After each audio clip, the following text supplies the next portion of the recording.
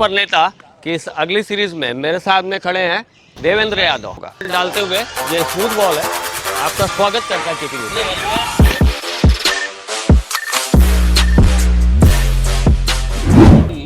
जो है बार बार एक ही मुद्दे को बार बार चीजों को बोलती है। हाँ। आपके यहाँ से राहुल गांधी जी भी ना एक ही चीजों को बार बार बोलते हैं। हाँ। सड़कों में फूल बिछा दिए गए थे प्रियंका जी के लिए। यहाँ देखिए, यहाँ कौन है सड़कों में फूल बिछाना? उसी वक्त नक्सली हमला हुआ था, उन जवानों की शहादत के लिए कोई फूल बिछाने चले जाता है? कोई एक नेता चले जाता है? कई समर्थक इस गाड़ी को चलाते। ये 99-10 का क्या चक्र है? ईडी के दौर से गुजरे हैं। हाँ। उनको खाना खाने तक के लिए या दवाई लेने भी जाने नहीं दिया गया। आपको मारा पीटा जा रहा है या कुछ किया जा रहा है? आप थे अंदर तो आप कैसे बताएंगे? आपको मारा पीटा गया? मेरे साथ जो टॉप स्टार सुपरस्टार थे शुरुआती दौर के 95 2000 की बात है, उस समय आपको देखना था। मैं तो उस समय 8-10 बड़ा बाउंसर टीएस बाबा जी को जवाबदारी नहीं देते आप लोग। यहाँ के नेता वो लगा के छाती ठोक के बोलते थे कि नहीं, मतलब राम जी कोई अस्तित्व नहीं तो उनका चारों तरफ से घेर के करने के लिए ये कैच लेने के लिए सिली पॉइंट पे खड़ा हुआ बंदा है। अच्छा, हाँ। सोच रहा है मन पे क्या चल रहा है। आप ही के कुछ लोग, मैं नाम नहीं लूंगा, वो सोशल मीडिया में पोस्ट करते हैं और गाना लगाते हैं सरकार तो साड़ी अपनी है, ऐसे तरह वो पोस्ट करते हैं। तो क्या राजनीति सेवा के लिए है या फिर लोगों को भौकाल दिखाने के लिए? झीरम घाटी हमले को करीब से देखे हो आप जी, है ना? उस हमले में क्या हुआ था आपके? 2018 में भूपेश बघेल जी ने कहा था कि शराब बंदी करेंगे। भरोसा तो टूट गया लोगों का। नहीं, मैं तनाव में तो नहीं हूँ, ये आपने गलत बोल दिया। एक लाइट लगाने वाला, वहाँ साफ सफाई करवाने वाला कोई व्यक्ति। लोग आते हैं जो मतलब बरसात के हिसाब से आ गए कुछ समय। मेंढक बोलने वाले थे? नहीं, ठीक है, सबकी अपनी अपनी इच्छा है। बोलने वाले थे, रुक गए। मैं निकला, उसके बाद आगे का निकला। चलो छोड़ो अब उसपे। राहुल गांधी जी को भी वही बोलते हैं आजकल। कितना उम्र हो गया उनका? राजनीति में अगर व्यक्ति 60 साल का भी तो वो युवा कहलाता है। राहुल गांधी जी की छवि बना दी गई थी उस समय, नहीं 2014 के बाद पप्पू वाली। अभी आप उनके साथ रहे हैं, भारत जोड़ो यात्रा में घूमे, तो अभी क्या लगता है वो छवि सुधरी है उनकी? अच्छा, टीएस बाबा जी को मान लीजिए केंद्रीय कमान कह देती है कि यही आप मुख्यमंत्री का चेहरा रहेंगे, कैसा फिर क्या होगा? ऑपरेंडी क्या होगी फिर? देखिए, मैं बहुत छोटा सा कार्य करता हूँ। इतनी सारी ये बाउंसर से बचने का तरीका है बॉस। हेलमेट पहनना पड़ेगा आपको। बहुत छोटा सा मैं लेग स्पिन कर रहा हूँ और पूछ रहा हूँ कि अब आप कैसे हो? आप मुझे लेग की ओर धकेलते जा रहे हो और पूछ रहे हो कैसे हो। ये लीजिए, ऑफ स्पिन खेलिए और बताइए कि अभी विधानसभा में क्या चल रहा है। देखिए, मैं आपकी बॉल इतनी कठिन आ रही है कि मैं विधानसभा के सवालों पे नहीं सोच पा रहा हूँ। आपकी बॉल को खेलने की अभी लगातार बाउंसर पे बाउंसर आपको आने वाली है। खेलते रहिए, बहुत बढ़िया है। इन्होंने तो उड़ा दिया हमें। ये सारी परिस्थितियाँ आपको आगे देखने को मिलेंगी। विधानसभा का सत्र चल रहा है और हम बात क्रिकेट के पिच से शुरू किए थे और क्रिकेट के पिच के साथ में एक राजनीतिक पिच का एक जुड़ाव होता है। तो देवेंद्र भाई, विधानसभा निकलेंगे? हाँ, मुझे लगता है कि हम लोग विधानसभा आते वक्त विधानसभा की खूब सारी बातें कर सकते हैं। तो अपनी गाड़ी में ले जा रहे हैं कहीं ऐसे नहीं? कांग्रेस की गाड़ी में जा रहे हैं तो इसका मतलब कांग्रेस के आदमी नहीं होंगे हम सवाल तीखे करेंगे आपसे। नहीं, आपने बॉल भी यॉर्कर ही दी पहली। चलिए, हमें सेट वेट करने का कोई प्लान तो नहीं है? आप सेट हो सकते हो क्या? नहीं, आप बताइए, हमें सेट करने का कोई प्लान वान तो नहीं है? देखिए, आप सेट हो जाएं तो बहुत अच्छी बात है। हम कोशिश कर लेंगे थोड़ी बात। मतलब आपको समझना है कि कांग्रेस वाले सेट करते हैं, मतलब आपको समझना है कि आप सेट हो पाओगे कि नहीं हो पाओगे। कांग्रेस वाले सेट करते हैं, मतलब राजनीति में आप लोग बोलते हैं मोदी जी सेट करते हैं करके। हाँ, देखो, राजनीति में सारी चीजें होती है और सारी चीजें चलती है। वो आपके ऊपर निर्भर करता है कि आप किस दृष्टिकोण। चलिए, आइए देखते हैं आप में कितनी सेट करने की क्षमता है और हम कैसे सेट हो पाते हैं।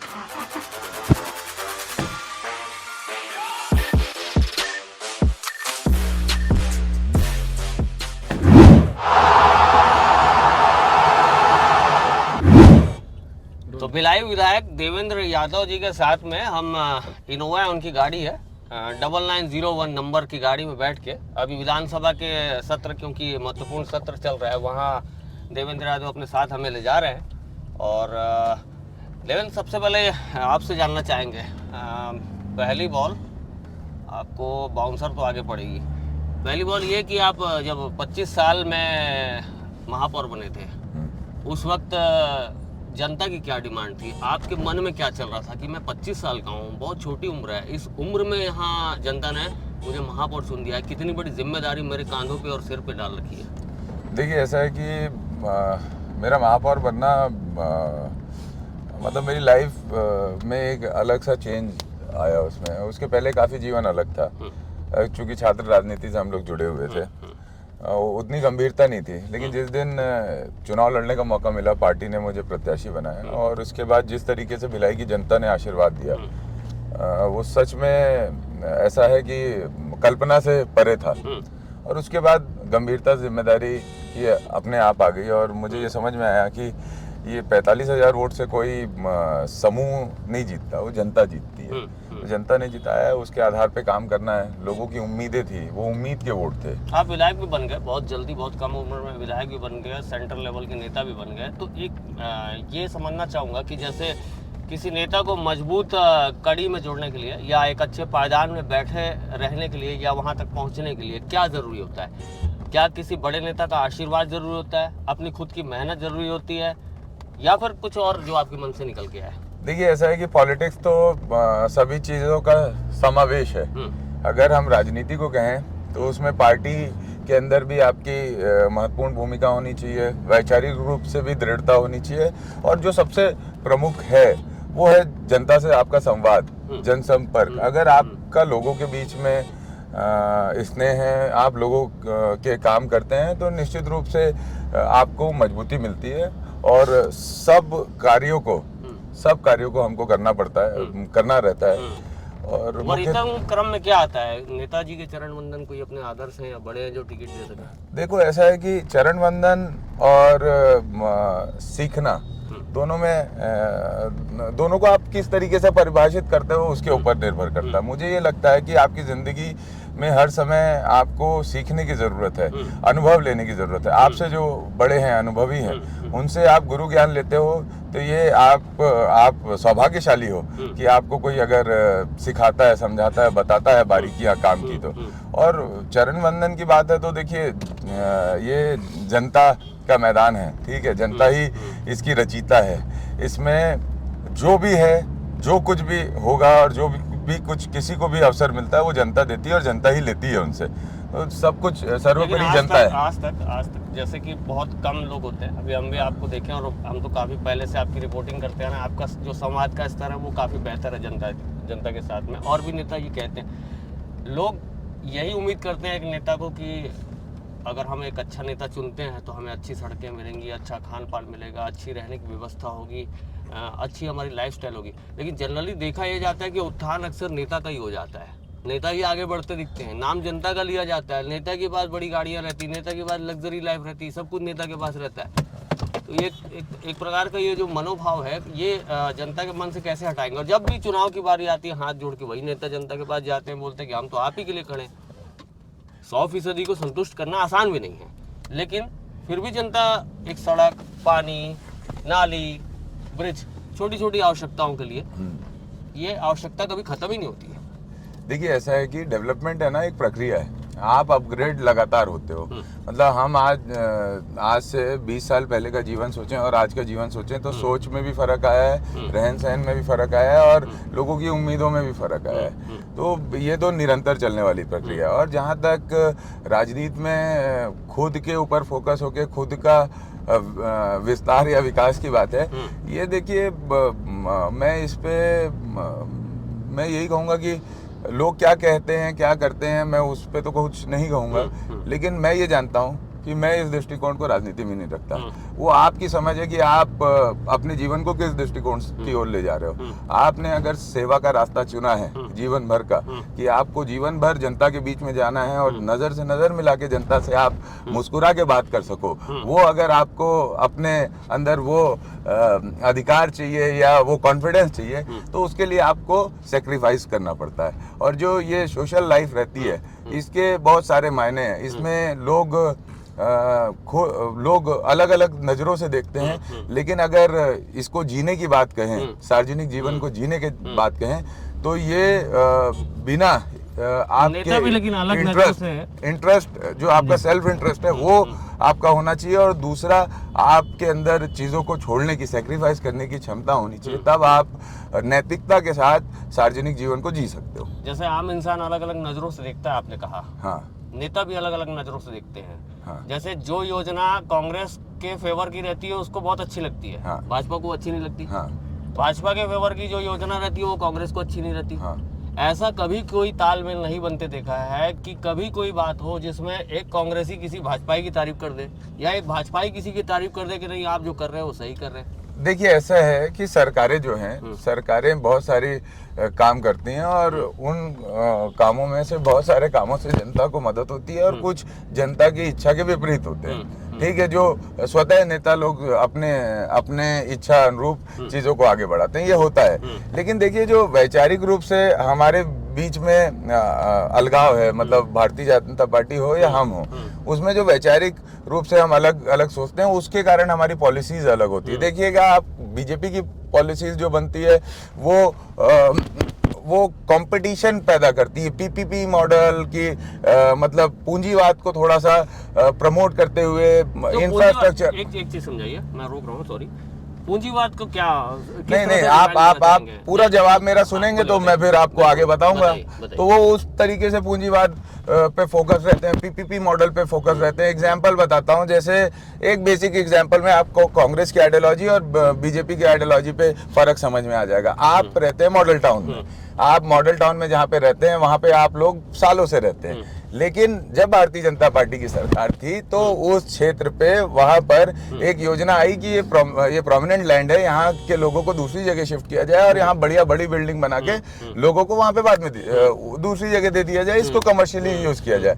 हमारी सरकार आई तो हमने उस जगह पे पट्टा लोगों को दिलवा दिया। ठीक है, तो बेसिक डिफरेंस ये है कि हम किसी की जो सोशल लाइफ या जो जीने का तरीका है उस पर छेड़छाड़ पसंद नहीं करते। आपने निवास से बात उठाई तो मैं आपके निवास पे आता हूँ। हाउसिंग बोर्ड में आपका निवास है। हाँ जी। स्टेडियम आपके घर के पीछे बना है। हाँ। भिलाई में सेक्टर 5 में आपका निवास है। हाँ। वहाँ भी जो गार्डन है उन्नत दर्जे का वो आपके घर के पीछे बना हुआ है। लेकिन जो पटरी इसके इस पार का इलाका है, वहाँ पर मतलब जैसे मॉडल टाउन के एरिया की बात करें, वहाँ कोई स्पोर्ट्स का मैदान नहीं है, कोई खेलने की जगह नहीं है, गार्डन पूरी अस्त व्यस्त है। नेहरू नगर का जो गार्डन जो प्रेम प्रकाश पांडे जी ने बनवाया था, वहाँ एक लाइट लगाने वाला, वहाँ साफ सफाई करवाने वाला कोई व्यक्ति नहीं आता। तो ये जो फर्क है ये क्यों आ रहा है? देखिए ये फर्क इसलिए आ रहा है क्योंकि इच्छा शक्ति के ऊपर कार्य होते हैं। 10 साल से 10 साल से मैं आपको वही, आप वो बात तो सुनिए, हमारे भी आपकी गेम है तो हमारे भी तो बल्ले चलाने दीजिए। ठीक है, तो देखिए ऐसा है कि आपने पिछले 10 साल से एक बहुत ही मैं बोलूंगा सक्रिय विधायक आप लोगों ने चुना है। ठीक है, वैशाली नगर से, और मुझे लगता है कि वो अच्छे इंसान है। उनको भी सक्रिय नहीं मानते। हाँ, नहीं सुनिए तो वो आप जानेंगे, आपने वैशाली नगर विधानसभा से लगातार भारतीय जनता पार्टी जीत रही है, तो भारतीय जनता पार्टी के लोगों से सवाल होना चाहिए क्यों वैशाली नगर पीछे है। हम जब महापौर रहे हमने कुछ चीजों पे इम्प्रूवमेंट किया, भले वो वाटर कनेक्शन हो या हमारी पानी का निर्माण। तो आपको चुना है लेकिन कांग्रेस को चुना है ना। हाँ, तो हम कर रहे हैं। भाजपा वालों को पैसा वैसा नहीं देंगे। नहीं, आप जो बात कर रहे थे कुछ हुआ ही नहीं, या पिछली सरकार के फला मंत्री ने वो बनाया, तो फिर आप उसका जवाब भी सुनिए कि भारतीय जनता पार्टी का विधायक है वहाँ पे, आप उससे पूछिए। मुख्यमंत्री तो है ना। हाँ, हमारा मुख्यमंत्री है, इसलिए तो भिलाई में 20 करोड़ रुपए का, अभी आप जिस गार्डन की बात कर रहे हैं उस गार्डन के जस्ट सामने एक वर्ल्ड क्लास लाइब्रेरी बना रहे हैं माननीय मुख्यमंत्री जी। वहीं वैशाली नगर में 4 स्टेडियम स्वीकृत किए हैं मुख्यमंत्री जी ने, आने वाले हैं, उसका भूमि पूजन करने वाले हैं, 6 महीने में हम कंप्लीट करके दे देंगे। तो वो उनका थॉट प्रोसेस है, उन्होंने पट्टों का हल किया। अब अगर एक बात बताइए, मॉडल टाउन, परियापारा या घासीदास नगर, इन लोगों के जीवन में अगर उनकी जो जगह थी उसको छीनने से बचा तो वो माननीय मुख्यमंत्री ने किया, क्योंकि हम लोग अंतिम व्यक्ति को सोच के योजना बनाते हैं, अंतिम व्यक्ति को दृष्टिकोण में रख के बनाते हैं योजना, इसलिए हमारा थॉट प्रोसेस, हमारी योजनाएं बहुत अंतर अलग है भारतीय जनता पार्टी। अच्छा, पूंजीवाद वाले सवाल पे आपने रोका था। हाँ। मैं वहीं पर आ रहा हूँ। पूंजीवाद वाले में जैसे पूंजीवाद को डिफाइन कैसे करेंगे? पूंजीवाद मतलब उद्योगपति, उद्योग जगत, पूंजीपति या पूंजीवाद उसी को बोल रहे हैं ना आप लोग? नहीं ऐसा नहीं है। रिपोर्ट पे अभी जैसे अडानी वगैरह को घेरते हैं, अंबानी अडानी ये लगातार सर्कुलेट होता रहता है। देखो, मेरा दृष्टिकोण अलग है। मैं मेरे शहर में रहने वाले जो हमारे बीपीएल परिवार के लोग हैं उनका बहुत सम्मान करता हूं, और उतना ही सम्मान हमारे शहर में रहने वाले जो स्पष्ट रूप से सही तरीके से बड़ा व्यवसाय व्यापार करते हैं उनका भी सम्मान करता हूं, क्योंकि ये जो समाज है ना, ये सबसे चलता है। आप अगर किसी भी एक हिस्से को कमजोर करोगे, एक हिस्से को ज्यादा ताकत दोगे, तो वहां पे डिसबैलेंस होता है और वहीं पे समस्या आती है। तो आपको ये दृष्टिकोण रखने की जरूरत है कि जो हमारा इंडस्ट्रियलिस्ट भाई है ना, उसको भी खुशी हो सरकार को देख के कि वो उस सरकार में उसको लोगों को और ग्रोथ कराने का मौका मिले। अडानी अंबानी से क्या नाराजगी? अडानी अंबानी एक्चुअली उस पे सवाल पूरा कर लो। अडानी अंबानी से की जो नाराजगी है वो क्यों है? देखिए, अडानी अंबानी और टाटा, एक फर्ज करिए कि दो कंपनियां इंडिया को छोड़कर चली जाती हैं, कहती हैं कि अंबानी कहते हैं और टाटा कहते हैं हमें यहाँ इस देश में कारोबार नहीं करना, हम अपना पूरा बोरिया बिस्तर समेट कर जा रहे हैं। उस वक्त जो एक व्यवस्था गिरेगी नहीं, धरती के अंदर कई किलोमीटर अंदर चली जाएगी। उस वक्त जो बेरोजगार भरभरा के गिरेंगे, कई लाखों लोगों के परिवार को ये कंपनियां पाल रही हैं, है ना? तो उनके वजह से भी घर परिवार चल रहा है। क्या उन तमाम लोगों को सरकारी नौकरियां देना संभव हो पाएगा? मेरा आपकी जो चिंता है, मेरी भी वही चिंता है और वही सवाल है। हम ये जो एक व्यक्ति को मजबूत करके भारत को गुलाम बनाया जा रहा है किसी के हाथों में, कि अगर वो चला जाए तो हम भर-भरा के गिर जाएंगे, हम उस नीति के खिलाफ हैं। हम बोल रहे हैं ना, आप प्रमोट कीजिए, आप सैकड़ों हजारों जो इंटरप्रेन्योर्स हैं, जो हमारे बिजनेसमैन हैं, इंडस्ट्रियलिस्ट हैं, उनको कीजिए ना। आप एक पे क्यों फोकस कर रहे हो? एक पे इसलिए फोकस कर रहे हो कि आपकी आत्मीयता है, आपकी दोस्ती है, आप उस पर सवाल नहीं लेना चाहते। भाई ओपन फोरम में होना चाहिए। अगर हम सार्वजनिक जीवन जी रहे हैं तो किसी एक व्यक्ति के बारे में बात ओपन फोरम में क्यों नहीं हो पा रही है, जबकि पूरा देश उससे जुड़ गया है अब। और आप ऐसे ही एम्पावर करते रहोगे और अचानक से अगर ये जो वो व्यक्ति बोला नहीं हमको यहाँ नहीं यहाँ करना है, तो हमारे देश के लोग कहाँ जाएंगे? इसलिए हम चाहते हैं पार्टिसिपेशन। बिजनेस हो, इंडस्ट्रियलाइजेशन हो, हेल्थ हो, कोई भी सेक्टर हो, उस सेक्टर में पार्टिसिपेशन होना चाहिए। आज अडानी ग्रुप को देश के सभी सेक्टर्स पे सबसे प्रोमिनेंट बिजनेस मैन है और सबसे लीडिंग बिजनेस है। तो ऐसे समय में हमारा देश कहाँ जाएगा? क्यों नहीं बढ़ना चाहिए? अरे बढ़ना चाहिए ना, तो सारे बढ़े ना, एक क्यों बढ़े? हमारे भिलाई का भी बिजनेसमैन बढ़े, हमारा रायपुर का भी बिजनेसमैन बढ़े, वही क्यों बढ़े जो उनसे दोस्ती है? हमारा सवाल ये है। कांग्रेस के राज में कई बिजनेसमैन या जो पूंजीपति हैं उनको बढ़ावा दिया जाता है, जो सरकारी ठेके रहते हैं वो जो करीबी रहता है नेता हैं उनको ही मिलता है, ऐसा बातें आती हैं। और आप ही की पार्टी के कुछ लोग दबी जुबान में कहते हैं कि भैया देखिए हमारे तो भाजपा का राज ठीक था, कम से कम कुछ ठेके होके तो मिल जाते थे। यहाँ तो ऐसा है कि जो बड़े नेता की चाटुकारिता कर ले, उनका पैर छू ले, उन्हीं के पास काम रहता है, उन्हीं के पास रोजगार रहता है, वही कमा पाते हैं, उनको ही ठेके का भुगतान मिल पाता है। हम लोग तो काम करके थक गए, हमें भुगतान नहीं मिल रहा है। देखिए, ये आपने जो सवाल किया थोड़ा राजनीतिक भाषा इसमें दिखती है। तो है। हाँ, मैं बोल रहा हूँ राजनीतिक भाषा दिखती है। तो मैं इस पे ये कहना चाहूंगा, अगर कोई तथ्य ऐसे हैं कि किसी को एक्स्ट्रा लाभ दिया जा रहा है, तो आप निश्चित रूप से रखिए, हम उसको सही जगह पे रखेंगे और उस पर समाधान कराएंगे। अच्छा, अभी आप ईडी के दौर से गुजरे हैं। हाँ, तो बहुत बाहुबली जैसा आपका एक प्रतिरूप दिखा है। आपके समर्थन में भी लोग आए थे, बहुत नारेबाजियां हुई ईडी जब आपके यहाँ आई थी। मुख्यमंत्री जी कहते हैं आपके यहाँ की ईडी रॉड से मारती है, ईडी खड़ा करके तपाती है और ईडी इतना मेंटल टॉर्चर करती है कि इंसान टूट जाता है। क्या आपके साथ कुछ ऐसा हुआ था? देखिए, ऐसा है कि ईडी जो संस्था है, अब मेरा है ना धीरे धीरे करके ना मेरा जो दृष्टिकोण है ईडी के प्रति, अगर मैं कहूँ तो मेरे को तो सच में दुख होता है अब उनको देखकर, क्योंकि वो लोग भी ऐसे माइंडसेट से नहीं कर रहे। उनको एक्चुअली अगर सीनियर से लेकिन बोल रहे थे नहीं, मैं आप पूरी बात सुनिए, मैं आप पूरी बात समझिए। मैंने कहा अब जाकर मेरे को ये महसूस होता है, मैंने ये कहा आपको अब जाकर, इतने समय बाद अनुभव कि वो लोगों, वो भी अच्छे लोग हैं, कहीं उनके अंदर भी आत्मीयता होगी, लेकिन क्या करें बेचारे, वो नौकरी कर रहे हैं, उनको जो ऑर्डर आता है वो ऑर्डर फॉलो करना पड़ता है।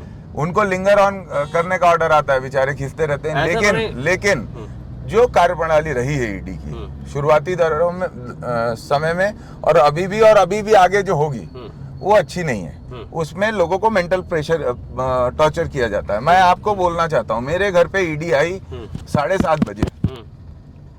सबसे पहले 9, 9:30 बजे उन्होंने कहा सब घर चेक करने के बाद कि कोई ऐसी बात नहीं, हम लोग 12, 12:30 बजे आपको 1 बजे तक फ्री कर देंगे। फिर बोले अभी कुछ ऊपर से सीनियर्स का ऑर्डर आएगा, उसके बाद फ्री कर देंगे, 4-5 बजे तक कर देंगे। 4 बजे फिर मैं तो जाके सो गया। 6 बजे मुझे उठाया, बोले कि चलो सवाल जवाब कुछ करेंगे।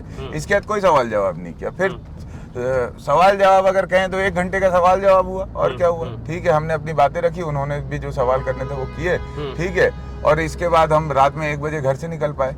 लेकिन इस दौरान मैं सुबह से ये बात कहते रहा कि भाई बाहर लोगों की आवाज आ रही है, मुझे 10 सेकंड के लिए लोगों को किसी को भी बोलने दीजिए कि भाई आप लोग अपने घर जाइए, मैं आराम से हूँ। मेरे को, मैं जिम्मेदार जनप्रतिनिधि हूँ, क्या वो सुनो यही तपाना होता है। आपको सुनिए, आप बात पूरी 10 सेकंड मेरे को बात नहीं करने दिए।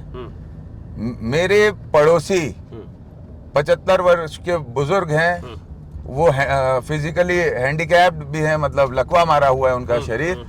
उनको 7:30 बजे, 7:45 बजे बुलाया गया कि आधे घंटे में भेज देंगे, और वो 1:30 बजे मेरे घर से निकले। उनको खाना खाने तक के लिए, दवाई लेने भी जाने नहीं दिया गया। मैं उनके घर पे सीआरपीएफ के लोगों के जवानों के साथ भेजा और उनके घर से ना दवाई लेके आया, और मेरे घर में इंसुलिन का इंजेक्शन लगा। ये किस लिए भाई? ये हम लोगों ने किया क्या है? और आप बताइए, मेरे घर के सामने भीड़ हो रही है, मैं सुबह से बोल रहा हूं उनको कि भाई मैं एक बार बोलने दीजिए, मैं उनको बोलता हूं सब लोगों को जाने के लिए, उन्होंने नहीं मौका दिया।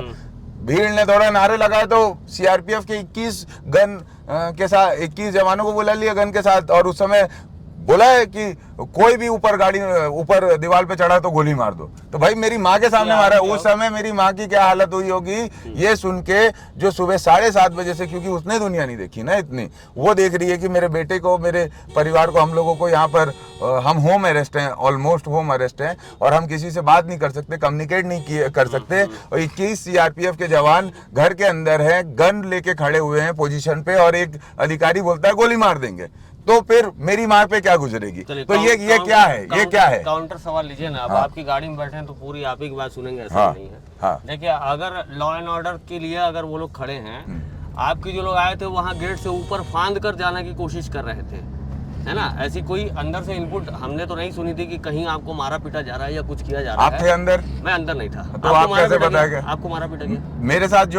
मेरे साथ जो मानसिक प्रताड़ना हुई है, मेरे परिवार के साथ हुई, वो तो मैं अनुभव करूंगा ना। फोन जब्त था? हाँ। तो बाहर वालों को कैसे पता चला? हाँ, तो बाहर वालों को मैंने बुलाया था क्या?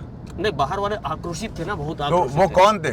वो आम जनता थे, समर्थक थे आपके? जनता थे, आम समर्थक थे, कार्यकर्ता थे कांग्रेस पार्टी के।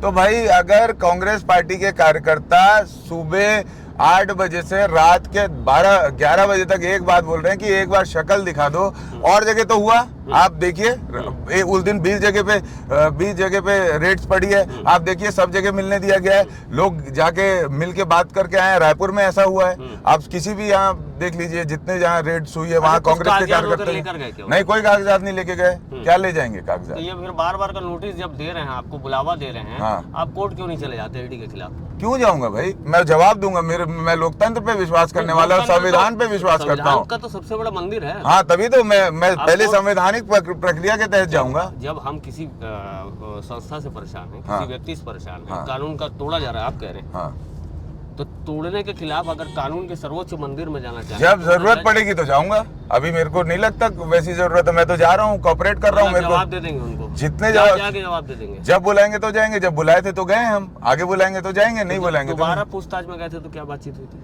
वो हमारी और ईडी के बीच की बात है, वो मैं सार्वजनिक मीडिया में नहीं कह सकता। हाँ।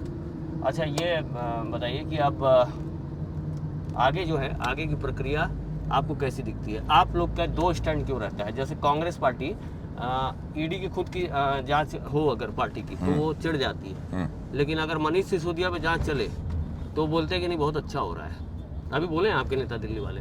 अच्छा, मैंने बयान नहीं सुना।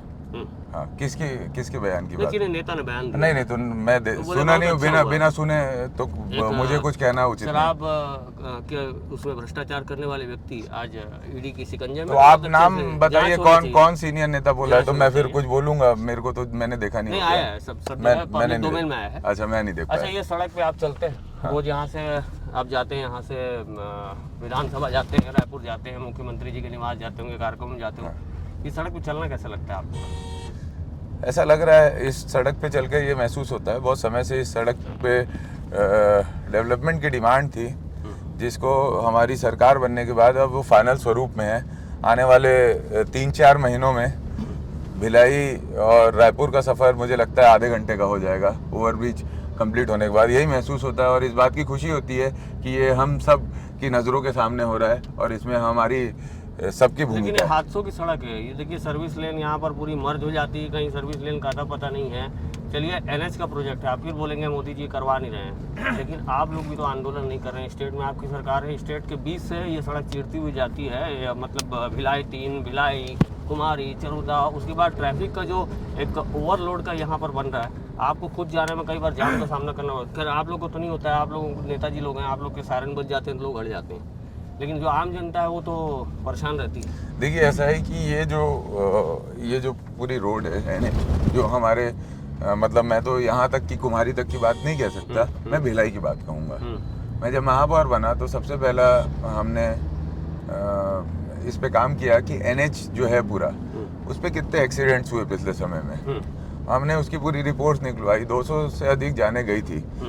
जब मैं मेयर बना था उसके विगत 5 सालों में, पहले उसके 5 साल पहले, तो हमने बीएसपी से चर्चा की, एनएच के अधिकारियों के साथ दौरा किया, उनसे चर्चा की, उनको रिक्वेस्ट किया कि आप डिवाइडर बनाइए। एक्चुअली किसी शहर के बीच से ऐसे एनएच जाती नहीं है, क्योंकि हमारा जो व्यक्ति है ना वो वैशाली नगर से निकलता है सुपेला जाने के लिए, और वो भिलाई और सुपेला के मिजाज में रहता है, लेकिन वो जो ट्रक ड्राइवर आता है वो तो उस मिजाज में रहता है कि रायपुर से नागपुर जा रहा हूँ, ठीक है, उसके माइंडसेट में नेशनल हाईवे रहता है, लेकिन हमारे माइंडसेट में हमारा मोहल्ला रहता है, हमारा शहर रहता है, भिलाई रहता है। तो ये इसके कारण है ना हम लोग इतने समय से तकलीफ में थे। आपको याद होगा जब एनएच में पहली बार ग्रिल लगी ये 2017 में, उस समय मेयर मैं था और उसके लिए हम लोगों ने बहुत बार प्रयास किया और ग्रिलिंग लगाई ताकि वो डिवाइडर्स का आवागमन करें। इस पूरे प्रोजेक्ट को शहर से नहीं गुजरने देने के लिए आप लोगों को व्यापक पैमाने पर विरोध करना चाहिए था, ऐसा कुछ छूट गया ऐसा लगता है? मुझे लगता है कि जब मैं तो उस समय स्कूल में था जब ये पूरा प्रोजेक्ट बन रहा था। पार्टी देखिए, जब मैं सक्रिय राजनीति में आया उसके बाद से मेरा कुछ किसी विषय के लिए जवाब देना बनता है। अब ये तो आपकी बात है, आप लोगों को याद होगा, आप उस समय पत्रकारिता में सबसे टॉप स्टार सुपरस्टार थे शुरुआती दौर के। 95 2000 की बात है, उस समय आपको देखना था, मैं तो उस समय 8-10 साल का ही था भैया, 95 2000 में। तो मतलब चढ़ा दियो, आप प्यार से सेट कर दो। सवाल में बाउंसर डालते नहीं बन रहा है सीमांत। हाँ, एक सवाल आ रहा है, जैसे भारत जोड़ो यात्रा है, अभी राहुल गांधी जी के पास पहुंचना और उनके डी में शामिल हो जाना, ये हर नेता के लिए सक्षम होना बात नहीं है, हो सकती है ना। इसको वहां तक महापौर, बहुत छोटी सी उम्र में महापौर बनना, विधायक बनना, यूथ लीडर बनना, उसके बाद में उस पूरे भीड़ भरे तंत्र में जहां हजारों लाखों लोग हैं उसमें से एक व्यक्ति डी के अंदर चला जाता है और राहुल गांधी जी से डायरेक्ट हाथ में हाथ मिलाकर इंस्टा में और सोशल मीडिया पे अपनी फोटो डलवाते हैं। ये जो करीबीपन आया है ये कैसे आया है, किस वजह से ये करीबीपन? देखो ऐसा है कि अपनी ना शिक्षा दीक्षा अपने को दी है भिलाई की जनता ने, और भिलाई में भारत बसता है। मुझे लगता है कि भारत जोड़ो यात्रा में जो भी कार्य मैं कर पाया उसके पीछे एक तो माननीय मुख्यमंत्री जी के साथ जो मैंने इतने समय तक लगातार काम कर रहा हूँ, तो एक मैं मानता हूँ कि ट्रेनी के रूप में काम कर रहा हूँ, मैं उनसे सीखता हूँ बहुत, उनसे बहुत अनुभव लेता हूँ, तो वो अनुभव, और दूसरा भिलाई की जनता ने जो व्यापक दृष्टिकोण दिया है भारत के बारे में, क्योंकि ये एक ऐसा शहर है जिसमें हर रीति रिवाज, हर जाति धर्म के लोग रहते हैं और सभी तरह के विचार आते हैं। तो मुझे लगता है भारत जोड़ो यात्रा में नहीं, मैं आपको कहना चाहता हूँ, भारत जोड़ो यात्रा में एक्चुअली मैं सब चीजें इसलिए कर पाया क्योंकि मैं सब कल्चरली सब जगह से कनेक्टेड था। मैं तेलंगाना गया तो मुझे पता था कि तेलंगाना में मेरी बहनें हैं तो मैं उनको अक्का बोल दूंगा, तो वो मुझसे अच्छे से बात हो जाएगी मेरी। ऐसे महाराष्ट्र गया तो मैं वहाँ के भी कल्चर को जानता था, और पुराना जो मेरा पॉलिटिकल अनुभव था एनएचयूआई के राष्ट्रीय महासचिव के रूप में या यूथ कांग्रेस के राष्ट्रीय सचिव के रूप में, वो सब भी काम है। और देखिए ये तो मिल गया मौका, पता नहीं कैसे क्या हुआ, लेकिन काम कर रहे थे। करीबीपन कैसे हुआ? मतलब राहुल गांधी जी ने कब यह कहा कि यार देवेंद्र अंदर आ जाओ, आप बहुत दूर हो, आप पास आ जाओ थोड़ा सा? देखिए ऐसा है कि पार्टी में हम लोग वर्कर हैं, कार्यकर्ता हैं, हम लोगों को जैसा भी कार्यकर्ता तो बहुत सारे हैं, लेकिन ऐसा नहीं है करीबी हर व्यक्ति बगल में नहीं बैठ सकता है। मैं अभी भी हमारे छोटे भाई हैं और आप हमको बहुत आदर देते हैं, शशि भैया बोलते हैं, तो आप हमको बैठाल के लेके जा रहे हैं विधानसभा तक, और मेरा आपसे परिचय है करके मैं आपसे इतने खुल के और इतने अच्छे से आप सारे सवालों के जवाब अच्छे से देते हैं करके सारे सवालों के जवाब लेना चाह रहा हूँ मैं। नहीं, मैं इसमें यही कहूँगा कि मतलब एक्चुअली समय था, बहुत मेहनत का काम था, और मौका मिला तो काम कर रहे थे बस, यही। अब कैसे क्या हुआ वो तो मैं, अंदर की बात बताइए ना। कोई ऐसी अंदर की बात नहीं है, मौका फील्ड मिला, था, काम कर रहे थे, कार्य करते थे। एक्चुअली फील्ड थी, एक्चुअली अच्छा। फील्ड थी वो। हाँ। देखिए सुबह 5 बजे से यात्रा, भूपेश बघेल जी ने रिकमेंड किया था क्या कि उनका आशीर्वाद हमेशा मेरे साथ रहा है, और उनके मार्गदर्शन में ही मैं मतलब राजनीतिक दृष्टिकोण से अपने जीवन को एक एक करके आगे बढ़ा पा रहा हूँ, क्योंकि वो मेरे साथ हैं। उनका बहुत स्नेह मेरे को प्राप्त होता है और मार्गदर्शन प्राप्त होता है। अच्छा, जैसे छत्तीसगढ़ के नेताओं में अगर कांग्रेस के लीडरों की बात करें आप, तो भूपेश बघेल जी तो बोलेंगे ही, आप सर्वोच्च लीडर हैं, मुख्यमंत्री भी हैं, आपके भी हमारे भी हैं। आपको second in command, third in command, जैसे अभी थिएटर इन कमांड बन रहा है अपने इंडिया में। अच्छा, थिएटर इन कमांड, हाँ। ये क्या होता है? थिएटर इन कमांड में मतलब अब होगा कि जैसे चाइना का ईस्टर्न थिएटर इन कमांड है, वेस्टर्न है, ओके। नॉर्थन है, साउथ का है, वैसे इंडिया में बन रहा है। मतलब अब अगर आदेश होगा तो उसमें तीनों सेनाओं की जो विंग्स रहेंगी वो ओके। एक साथ अटैक करेंगी, नेवी। अच्छा, हाँ, अच्छा, आर्मी से, ओके, हाँ हाँ, मैंने सुना था इसके बारे में, मैं ऐसे समझ नहीं पाता। आप लोगों का एक थिएटर इन कमांड कुछ बना है क्या है? मतलब अभी जैसे चुनाव आ रहे हैं, देखिए, ऐसा तो है कि- चुनाव में ऐसा है कि भूपेश बघेल जी जगह जगह दौड़ रहे हैं, जगह जगह भेंट मुलाकात। कुछ ही लोग हैं जो उनके साथ में ऐसे दिखते हैं, जैसे अलग अलग वर्गीकरण क्यों नहीं हो पाया कि रविंद्र चौबे जी आप वहाँ देखिए, ताम्रध्वज साहू जी आप वहाँ देखिए, है ना, और एक बड़ा बाउंसर टीएस बाबा जी को जवाबदारी नहीं देते आप लोग। अच्छा, ऐसा है कि मुझे ऐसा लगता है कि हमारे पार्टी के सभी नेता अपने अपने, चूंकि उनका मंत्रिमंडल जो है इतना बड़ा है, सब लोग अपने विभाग के काम और अपने क्षेत्र के काम तो लगातार जनता के बीच में रह के कर रहे हैं, इसलिए हम लोग मजबूत हैं, हम एकजुट इसलिए हैं। और माननीय मुख्यमंत्री जी एक ऐसे लीडर हैं जो हर वर्गों को लेके चलते हैं। जितने सीनियर कांग्रेस के लीडर हैं वो भी उनके साथ कंधे से कंधा मिला के काम करते हैं, हम जैसे नौजवान बच्चे भी काम करते हैं। दुखी क्यों है इतना? देखो, टीएस बाबा साहब हमारे बहुत वरिष्ठ नेता है, और उनका कुशल मार्गदर्शन पार्टी के हर चीज़ों में रहा है, और वो लगातार कांग्रेस पार्टी को मजबूत करने के लिए हमारे मुख्यमंत्री जी के साथ काम कर रहे हैं। अभी हमारे यहाँ छोटा भाई है सत्यम, इन्होंने इंटरव्यू लिया था। सत्यम, बताओ क्या बोल रहे थे टीएस बाबा जी? दुखी काहे के लिए थे वो? शायद मुझे इस लायक नहीं समझते ऐसा। हाँ, वो जो अधिवेशन में राहुल गांधी जी के बड़े बड़े बैनर पोस्टर लगे हुए थे, हाँ। सोनिया गांधी जी के थे, मल्लिकार्जुन खड़गे जी के थे, एजाज डेवर जी के थे। हाँ। उन्होंने पूछा कि आपके पोस्टर नजर नहीं आ रहे थे। उन्होंने कहा कि मुझे इस लायक समझा नहीं गया। इस लायक नहीं समझा? नहीं, वो हमारे वरिष्ठ हैं, और उनके आशीष, उनका मार्गदर्शन हम सभी कार्यकर्ताओं को मिलता है, और हम सब एकजुट हैं, और हम सब मिशन 2023 के लिए आगे हैं। माननीय मुख्यमंत्री भूपेश बघेल जी के नेतृत्व में हमारे सारे लीडर्स काम कर रहे हैं, और हम बोलने से क्या, हम जवाब देंगे मैदान में। मैदान में तो वो भी जवाब देंगे बोल रहे हैं, लेकिन अभी कुछ बताऊंगा नहीं बोल रहे हैं। क्यों सत्यम, ऐसे ही कुछ बोल रहे थे? क्या बोल रहे थे टीएस बाबा जी? बोल रहे थे मैदान में आने वाला वक्त में आपको क्या पार्टी छोड़ने वाली एक बात शब्द बोला था उन्होंने, क्या शब्द बोला था उन्होंने? So and so. याद नहीं आ रहा। हाँ, तो चलो याद नहीं आ रहा है इनको। वो भी बोले थे कि आगे वाले चरणों में बताया जाएगा इनको पहचान। अच्छा, ये बताओ कि छत्तीसगढ़ का जो डेवलपमेंट हुआ है उसमें जो बातें आती हैं, कहते हैं कि सरकार कर्ज ले लेकर सब कुछ मतलब डेवलपमेंट का एक काम भी नहीं कर रही है, लेकिन कर्ज लेकर सिर्फ योजनाएं बना रही हैं, योजनाएं से फ़ायदा उनके ही लोगों को पहुंचता है। ये आरोप आते हैं बीजेपी की ओर से। एक्चुअली क्या है, भारतीय जनता पार्टी की जो कार्यप्रणाली है वो नैरेटिव सेट करने की है। वो लगातार किसी भी विषय को इतने बार बोलते हैं, जैसे कि उनके बड़े ही शीर्ष नेता ने एक बार कहा था, 100 बार झूठ को भी 100 बार बोलो तो वो सच हो जाता है। तो इसी प्लानिंग और इसी थॉट प्रोसेस पे ये लोग चलते हैं। 15 साल की सरकार में हजारों करोड़ रुपए छत्तीसगढ़ की जनता के ऊपर लोन के रूप में भारतीय जनता पार्टी ने छोड़ा। हमारी सरकार ने पिछले 1.5-2 वर्षों से कोई भी लोन नहीं लिया है। शुरुआती दौर में हमने लोन लिया तो कोई बिल्डिंग तानने के लिए नहीं ली, हमारे किसानों का कर्जा माफ करने के लिए लिया। हमारे किसानों के पास अगर जेब में पैसा आया तो किसके पास गया? वो मार्केट में आया। उससे मार्केट में आने से क्या हुआ? शहरों में बसाहट और शहरों में व्यापार बढ़ा।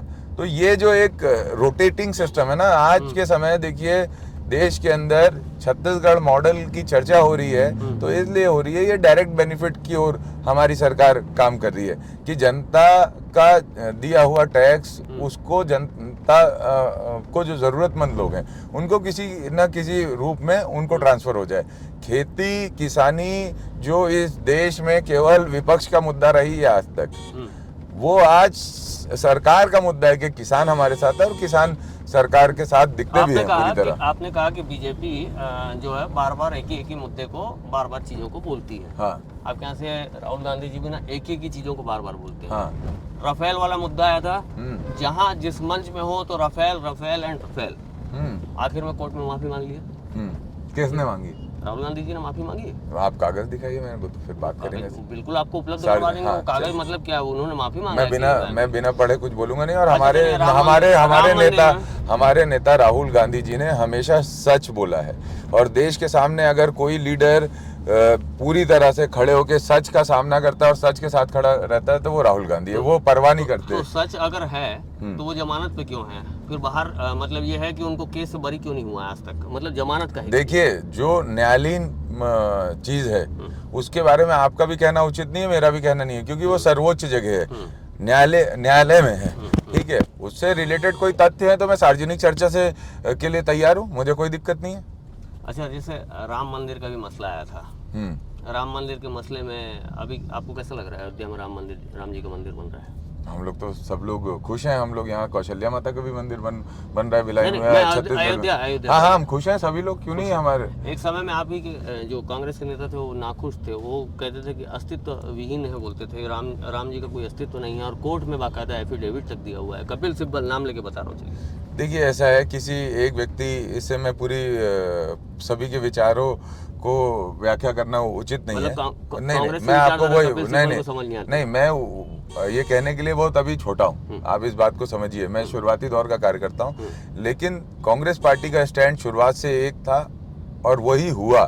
कांग्रेस पार्टी ने, हमारे नेताओं ने, हमारे माननीय मुख्यमंत्री जी ने ये कहा था कि राम मंदिर का जो भी फैसला है वो न्यायालय लेगा और न्यायालय का जो फैसला होगा वो अंतिम होगा, और हम सब न्यायालय के फैसले का स्वागत करते हुए न्यायालय के फैसले के साथ रहेंगे।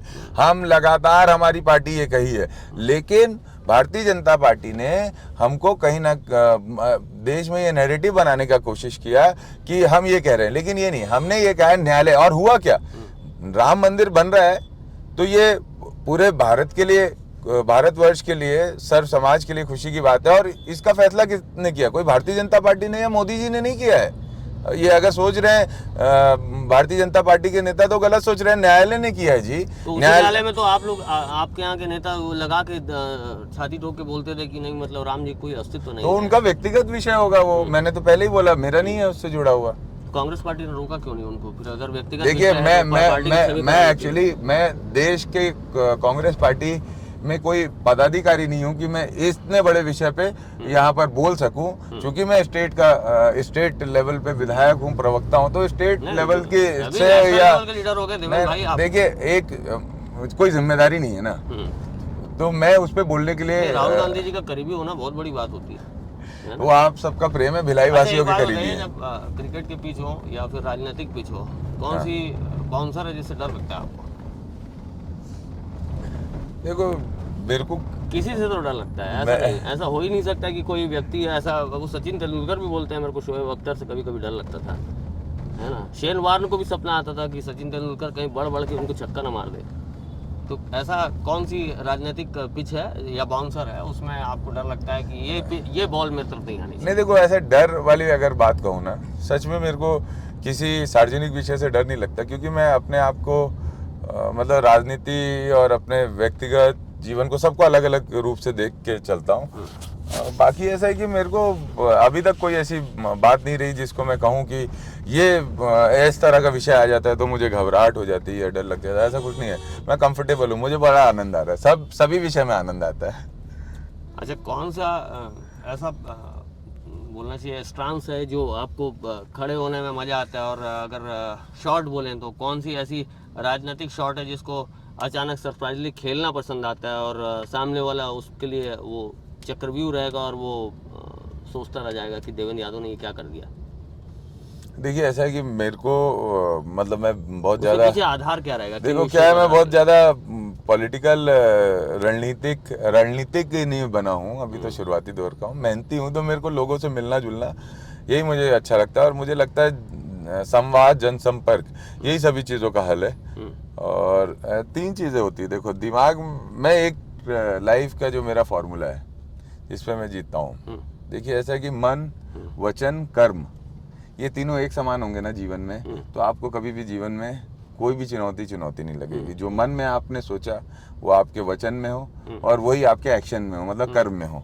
ये तीनों का कॉम्बिनेशन जो बना लेगा वो बहुत पीस से लाइफ जिएगा। तो मैं शुरुआती उम्र में ही मैं ये तीनों का कॉम्बिनेशन मैंने अपनी लाइफ में बनाया। मैं जो सोचता हूँ वही मैं बोलता हूँ और वही मैं करता हूँ। तो मैं बहुत ज़्यादा, मुझे चिंता नहीं होती। और मैं एक और बात बोलना चाहता हूँ इससे, राजनीति में सिलेक्शन और सिचुएशन की चिंता वो करता है जो हार जीत के लिए काम करता है। ठीक है, मैं हार जीत के लिए नहीं, मैं काम के लिए काम करता हूँ। हार जीत उसका पार्ट है। हार जीत से मेरा काम नहीं रुकता और हार जीत से कुछ चीजें स्थापित नहीं होती।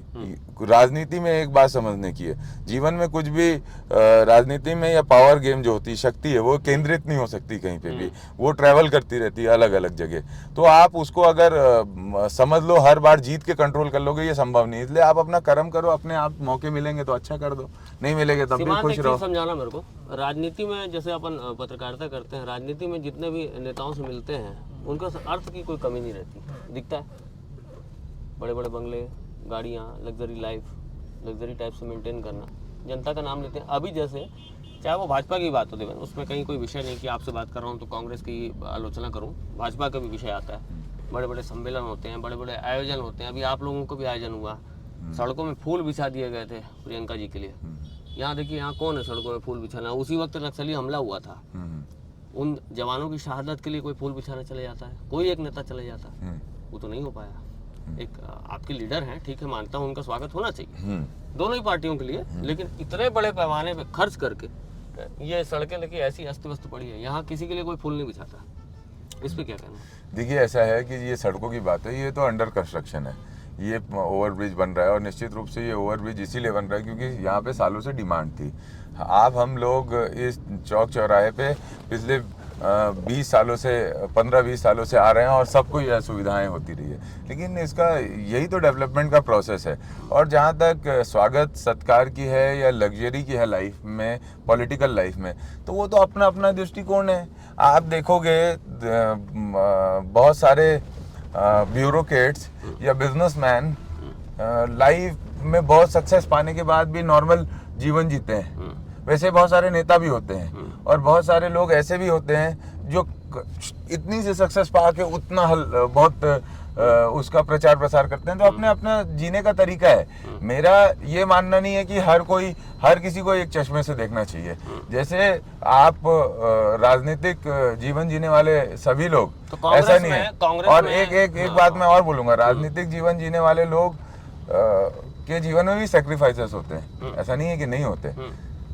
देखो किसी एक व्यक्ति की बात कह पाना मतलब उचित नहीं है कि कौन कैसा है कैसा नहीं है, लेकिन मेरा ऐसा मानना नहीं। मैं तो ऐसा है कि जीवन को ये मानता हूँ कि सार्वजनिक जीवन में आप जो सम्मान पा रहे हो, उस सम्मान के लिए आप अगर कर्म नहीं करोगे और दूसरा उतना सेक्रीफाइस नहीं करोगे तो वो सम्मान आपके साथ नहीं रहेगा। आपको अगर सम्मान पाना है, जनता का प्यार पाना है, तो आपको अपने अंदर से अपने आप को निकालना पड़ेगा, अपनी ख्वाहिशों को खत्म करना पड़ेगा, केवल लोगों को जीना पड़ेगा, लोगों की ख्वाहिशें जीने पड़ेगी, तब आप उनका सम्मान पा पाओगे।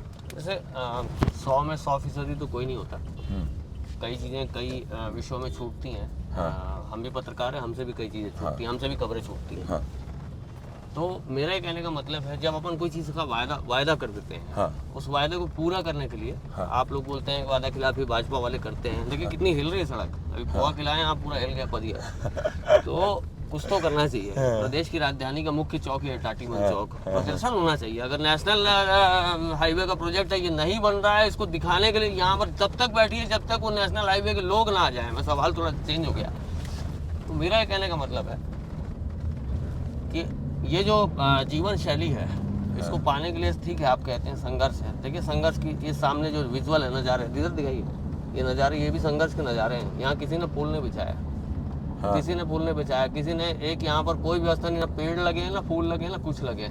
लेकिन आपकी जो भारत जोड़ो यात्रा है, इतने बड़े पैमाने पे वहाँ पर इतने कॉर्पोरेट लेवल की व्यवस्था होती है, उनके रुकने खाने, नेताओं के लिए सब व्यवस्था होती है। यहाँ भी बड़े बड़े होटल रायपुर में के कोई ऐसे होटल, भिलाई के कोई ऐसे होटल जो थे नहीं जिनमें कमरे खाली हों वीवीआईपीज़ के लिए। और सड़कों में फूल बिछाए गए थे, पोस्टर बैनर पटा हुआ था, लेकिन जनता तो वहीं रह जाती है, खड़ी रह जाती है। आप फिर कहेंगे कि जनता आवश्यकताओं के साथ मांग बढ़ती है, लेकिन फिर भी जनता में ना गरीबी दूर हुई, बेरोजगारी दूर नहीं हुई। अभी आंदोलन किए थे, बेरोजगारी भत्ता देंगे कहे थे, अभी कब वादा कर रहे हैं?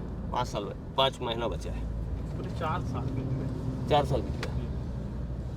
अक्सर यही होता है, देखा जाता है। अब बताइए, अब अभी कोई तय नहीं है कि कांग्रेस आएगी कि नहीं आएगी, है ना? हाँ, चलो ये पीछे से है, हाँ मजा आएगा। ये आपको स्टंपिंग करने के लिए बैठाएगा। हाँ ठीक है, अच्छा रहेगा बोलिए स्टंपिंग। अच्छा, चारों तरफ से घेर के स्टंपिंग करने के लिए ये कैच लेने के लिए। हाँ सिली पॉइंट पे खड़ा हुआ बंदा है। अच्छा, हाँ सोच रहा है मन पे क्या चल रहा है इसके, निकला और आपको इसने कुछ कैच कर पूछने लिया वाला तुरंत। है। नहीं, बहुत बढ़िया, आनंद आ रहा है मुझे भी आप लोगों के साथ बात करके। बोलिए। अक्सर यही होता है, मैनिफेस्टो में वादे बहुत सारे रहते हैं, लेकिन जो मुख्य रहते हैं, जिसकी जरूरत रहती है, हाँ। वो 4 साल के बाद ही फिर आते हैं। तो उसमें ये नजर आता है कि चुनाव आ रहा है नजदीक, तो अब ये वाला दाव फेंकेंगे तो जनता अपने पक्ष में आ जाए, ऐसा हमेशा देखने को मिलता है। मैं इस पे आपको स्पष्टता दूंगा।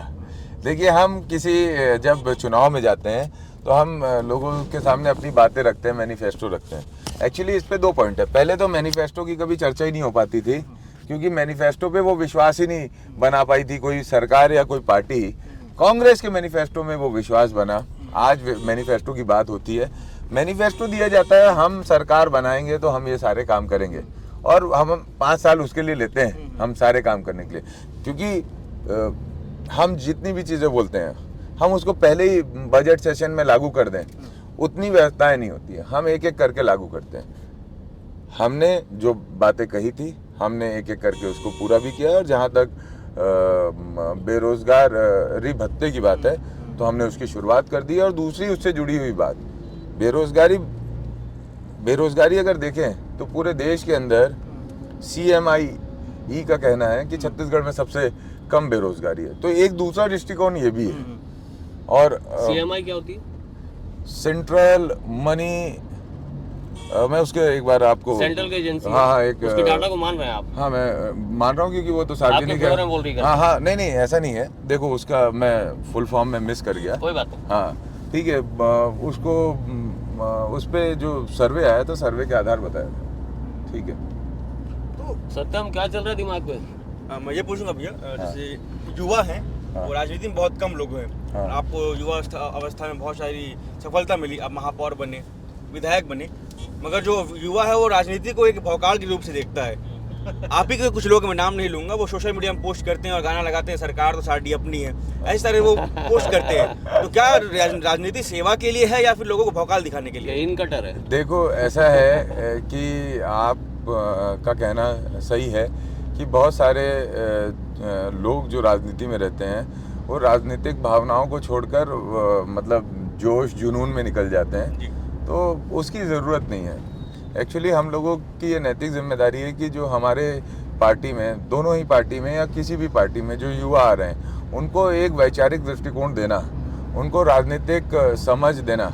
और जो समझदार होता है और जिसको अपने जीवन को लगातार राजनीति में, सार्वजनिक जीवन में रखना रहता है, वो धीरे धीरे सीख जाता है। और कुछ लोग आते हैं जो मतलब बरसात के हिसाब से आ गए कुछ समय। मेंढक बोलने वाला था। नहीं ठीक है, सबकी अपनी अपनी इच्छा मेंढक है। बोलने वाले थे, रुक गए। मैं निकला, उसके बाद आगे का निकला। चलो छोड़ो, अब उसमें वो सभी में रहते हैं, इसलिए तो उनको नहीं कहूँगा, उनका उतना थॉट प्रोसेस नहीं रहता कि कैसे क्या करना है। अच्छा। वो जोश के लिए आते हैं। इसके लिए पार्टी को कुछ करना होगा। पार्टी युवाओं को टिकट देती नहीं, आपको टिकट मिल गया, विधायक बन गए, बाकी लोग क्यों नहीं बन रहे? क्यों टिकट नहीं बन रही है? ये सवाल तो अच्छा है, और हम लोग खुशनसीब हैं कि छत्तीसगढ़ में आप कोंटा से देखोगे अंबिकापुर तक जिला पंचायत सदस्य, जनपद मेयर्स, नगर निगम के अध्यक्ष, ये सब युवाओं को हमारी पार्टी ने मौका दिया है, भूपेश बघेल जी ने। तो हम लोग सब लोग काम कर पा रहे हैं। दूसरे दल भी ऐसा करता तो शायद वहाँ पे भी कुछ रहता। यूथ का जो भागीदारी होना चाहिए, हाँ। वो कितनी होना चाहिए? कितना % आपको लगता है कि जैसे आप एक यंग हैं और बहुत आगे बढ़े हैं, बहुत प्रोग्रेसिव मोड पे, और आप बहुत एग्रेसिव रहे हैं अपनी राजनीति और पॉलिटिक्स को लेकर, यूथ का जो कॉम्बिनेशन है वो ज़रूरी है। लेकिन अभी भी ऐसा है कि आपके यहाँ बुजुर्गों की बाढ़ है, बहुत सारे बुजुर्ग हैं, जिनका टिकट कटेगा तो बहुत जम के चिल्लाएंगे करियाएंगे। तो आपको क्या लगता है कि अभी यूथ को लाना जरूरी है कि वही बुजुर्गों से चलाएंगी पार्टी? देखिए ऐसा है कि मुझे ये लगता है सिचुएशन के हिसाब से जो इम्पोर्टेंट है उसके हिसाब से निर्णय होने चाहिए चुनाव के। जो चुनाव जीत सकता है उसको प्रमोट करना चाहिए, ठीक है, वो परफॉर्मेंस बेस्ड है। अगर आपको लगता है 100 में 100 युवा जीत सकते हैं तो 100 में 100 युवाओं को मौका मिलना चाहिए। अगर आपको लगता है 100 में से 90 वरिष्ठ जो अनुभवी हैं वो जीत सकते हैं तो उनको मौका होना चाहिए। ये परफॉर्मेंस बेस्ड है। इसको आप क्राइटेरिया में डालोगे तो इस पे पोटेंशियल नहीं निकलेगा। आप पोटेंशियल को उठाओ, फिर वो 1 हो 10 हो या 100 हो, पोटेंशियल को मौका मिलना चाहिए। इस पे मेरा ये मानना है। और हमारी पार्टी में तो काफ़ी पार्टिसिपेशन है यूथ का। आप देख सकते हैं छत्तीसगढ़ में आपको अनेकों मेयर युवा मिल जाएंगे, अनेकों अध्यक्ष युवा मिल जाएंगे, विधायकों में भी बहुत सारे युवा विधायक मिल राहुल जाएंगे। गांधी जी को भी युवा ही बोलते हैं आजकल। कितना उम्र हो गया उनका? राजनीति में अगर व्यक्ति 60 साल का भी तो वो युवा युवा कहलाता है। ये उम्र देखिए का राहुल जी हमारे नहीं, सबके एक मार्गदर्शक। जवान सैनिक में भी जवान कहते हैं, जैसे 60 साल रिटायरमेंट या रिटायरमेंट के बाद भी अरे तुम जवान हो यार, ऐसे हाँ, बोलते हैं। लेकिन अभी आपके राहुल गांधी जी को बोलते हैं आप यंग हो, युवा है, हमारे नहीं, युवा नेता है वो बोलते हैं। देखिए वो वाकई उनके जैसा कठिन कार्य कोई कर नहीं सकता। आप बताइए लगातार हर रोज 25-30 किलोमीटर चलना आसान नहीं होता। मैं उनके साथ चला हूँ। उन्होंने जो मोदी जिया है जी भी जिंदगी, पहाड़ में बैठते हैं जाके तपस्या करते हैं ऐसे। पता नहीं, ठीक है, करते होंगे। आप देखे होंगे और लोग भी देखे आप होंगे, लोग तो भी वो देखे जानते होंगे हैं। वो सब। नहीं मैं तो नहीं देखा, जो देखा होगा वो देखा होगा। लेकिन राहुल जी 3800 किलोमीटर चले हैं रोज, 25-30 किलोमीटर चले हैं रोज। सुबह 6 बजे से उनकी वॉक चालू हो जाती थी। वो कठिन था और मैं नजर से देखा हूँ। तो तो कॉर्पोरेट वैसा लेवल का खाना वैसा पीना मिलेगा, काजू किशमिश बादाम मिलेगा खाने के लिए, और चलने के लिए बोला जाएगा तो कोई भी चल लेगा। तो मेरा आपसे अनुरोध है, आप सूखी रोटी। एक हफ्ता चल के दिखा दीजिए मैं रोज लगातार। चलता हूँ। नहीं 5 से 10 नहीं, किलोमीटर आप रोज उसी चलता हूँ। समय चल के दिखाइए टाइमिंग से हाँ। कि 6 बजे चलोगे और 10 बजे तक रोज वैसा जीवन तो जी के देखिए। आप इसके क्या फिर राहुल गांधी जी बोलेंगे? से मिलवा तो दीजिए एक बार। अच्छा इसका जिएंगे हाँ, वैसे। उनको भी, हाँ उनको मिलवाइए और बोलिए साथ में इनके चल तो के दिखा चलिए देना। अगली बार यात्रा होगी तो मैं आपको ले चलूंगा और आपको मिलवाऊंगा उनसे, ठीक है? मैं ये पूछ ठीक रहा है। आपसे कि आप पहली मर्तबा राहुल गांधी जी से कब मिले थे? 2009 में। 9 में। तो उस समय राहुल गांधी जी की छवि बना दी गई थी, उस समय नहीं, 2014 के बाद पप्पू वाली।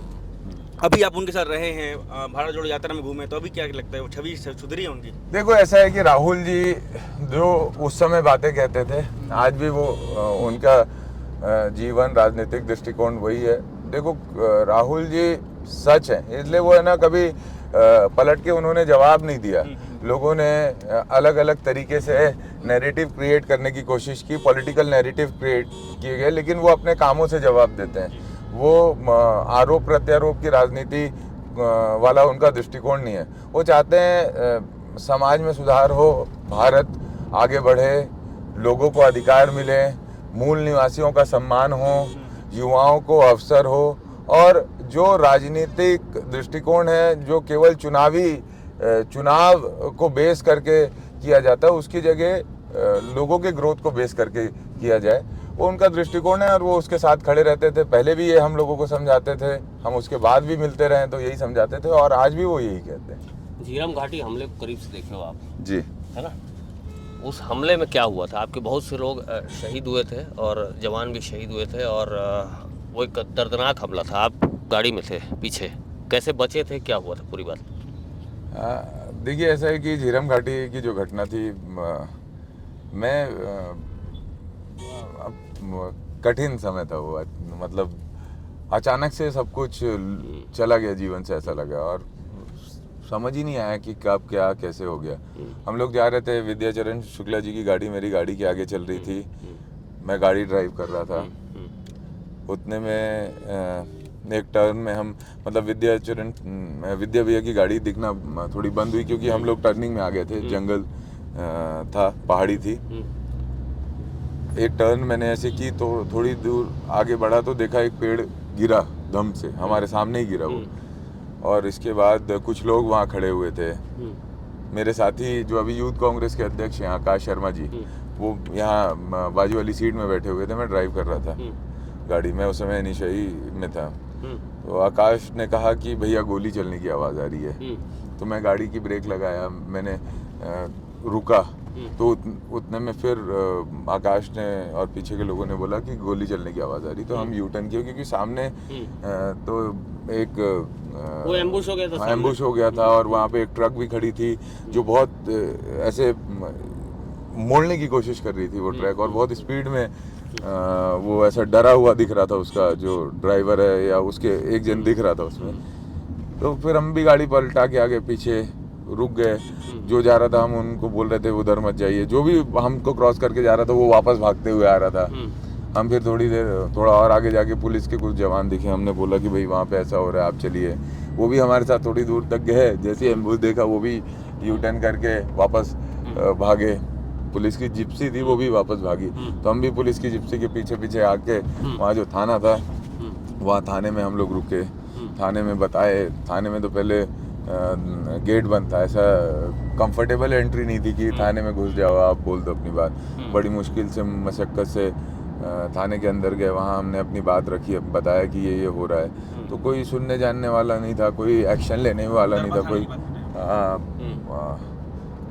दरबार की भी नहीं, तोंगपाल इसके पहले जो पड़ता है उसके जस्ट तोंगपाल पड़ता है। हाँ, तो कोई कहने वाला ही नहीं था, एक्शन लेने वाला नहीं था। हम अपनी बात कह रहे थे, हमें लग रहा था कि हम फंसे हुए हैं, हमें नहीं पता था कि वहाँ आगे क्या क्या हो रहा है। कुछ देर में फिर एक महेंद्र कर्मा जी की गाड़ी का ड्राइवर आया भाग, और एक लकमा जी का पीएसओ आया, उसको पुलिस वाले लेके आए थे गाड़ी में बैठा के रास्ते से।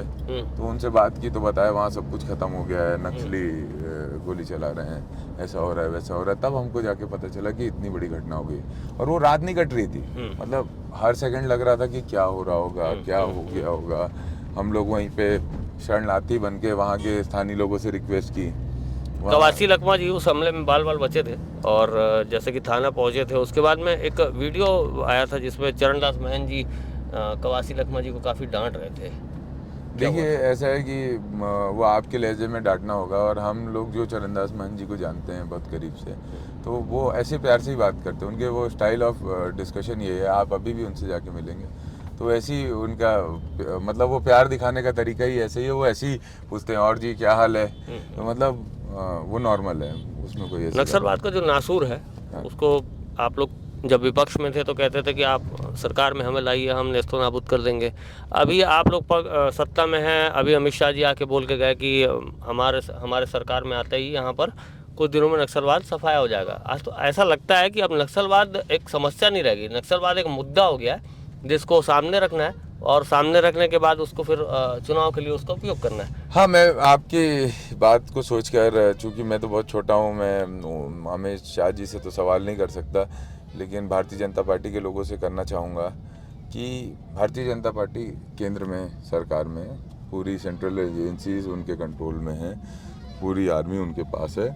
गृह मंत्री खुद कहते हैं आर्मी तो नहीं लगाई जा सकती, क्योंकि सुनिए मेरी बात तो नहीं, मैं ये नहीं कह रहा हूँ कि कुछ लगाइए, मैं तो बता रहा हूँ कि उनके पास क्या है।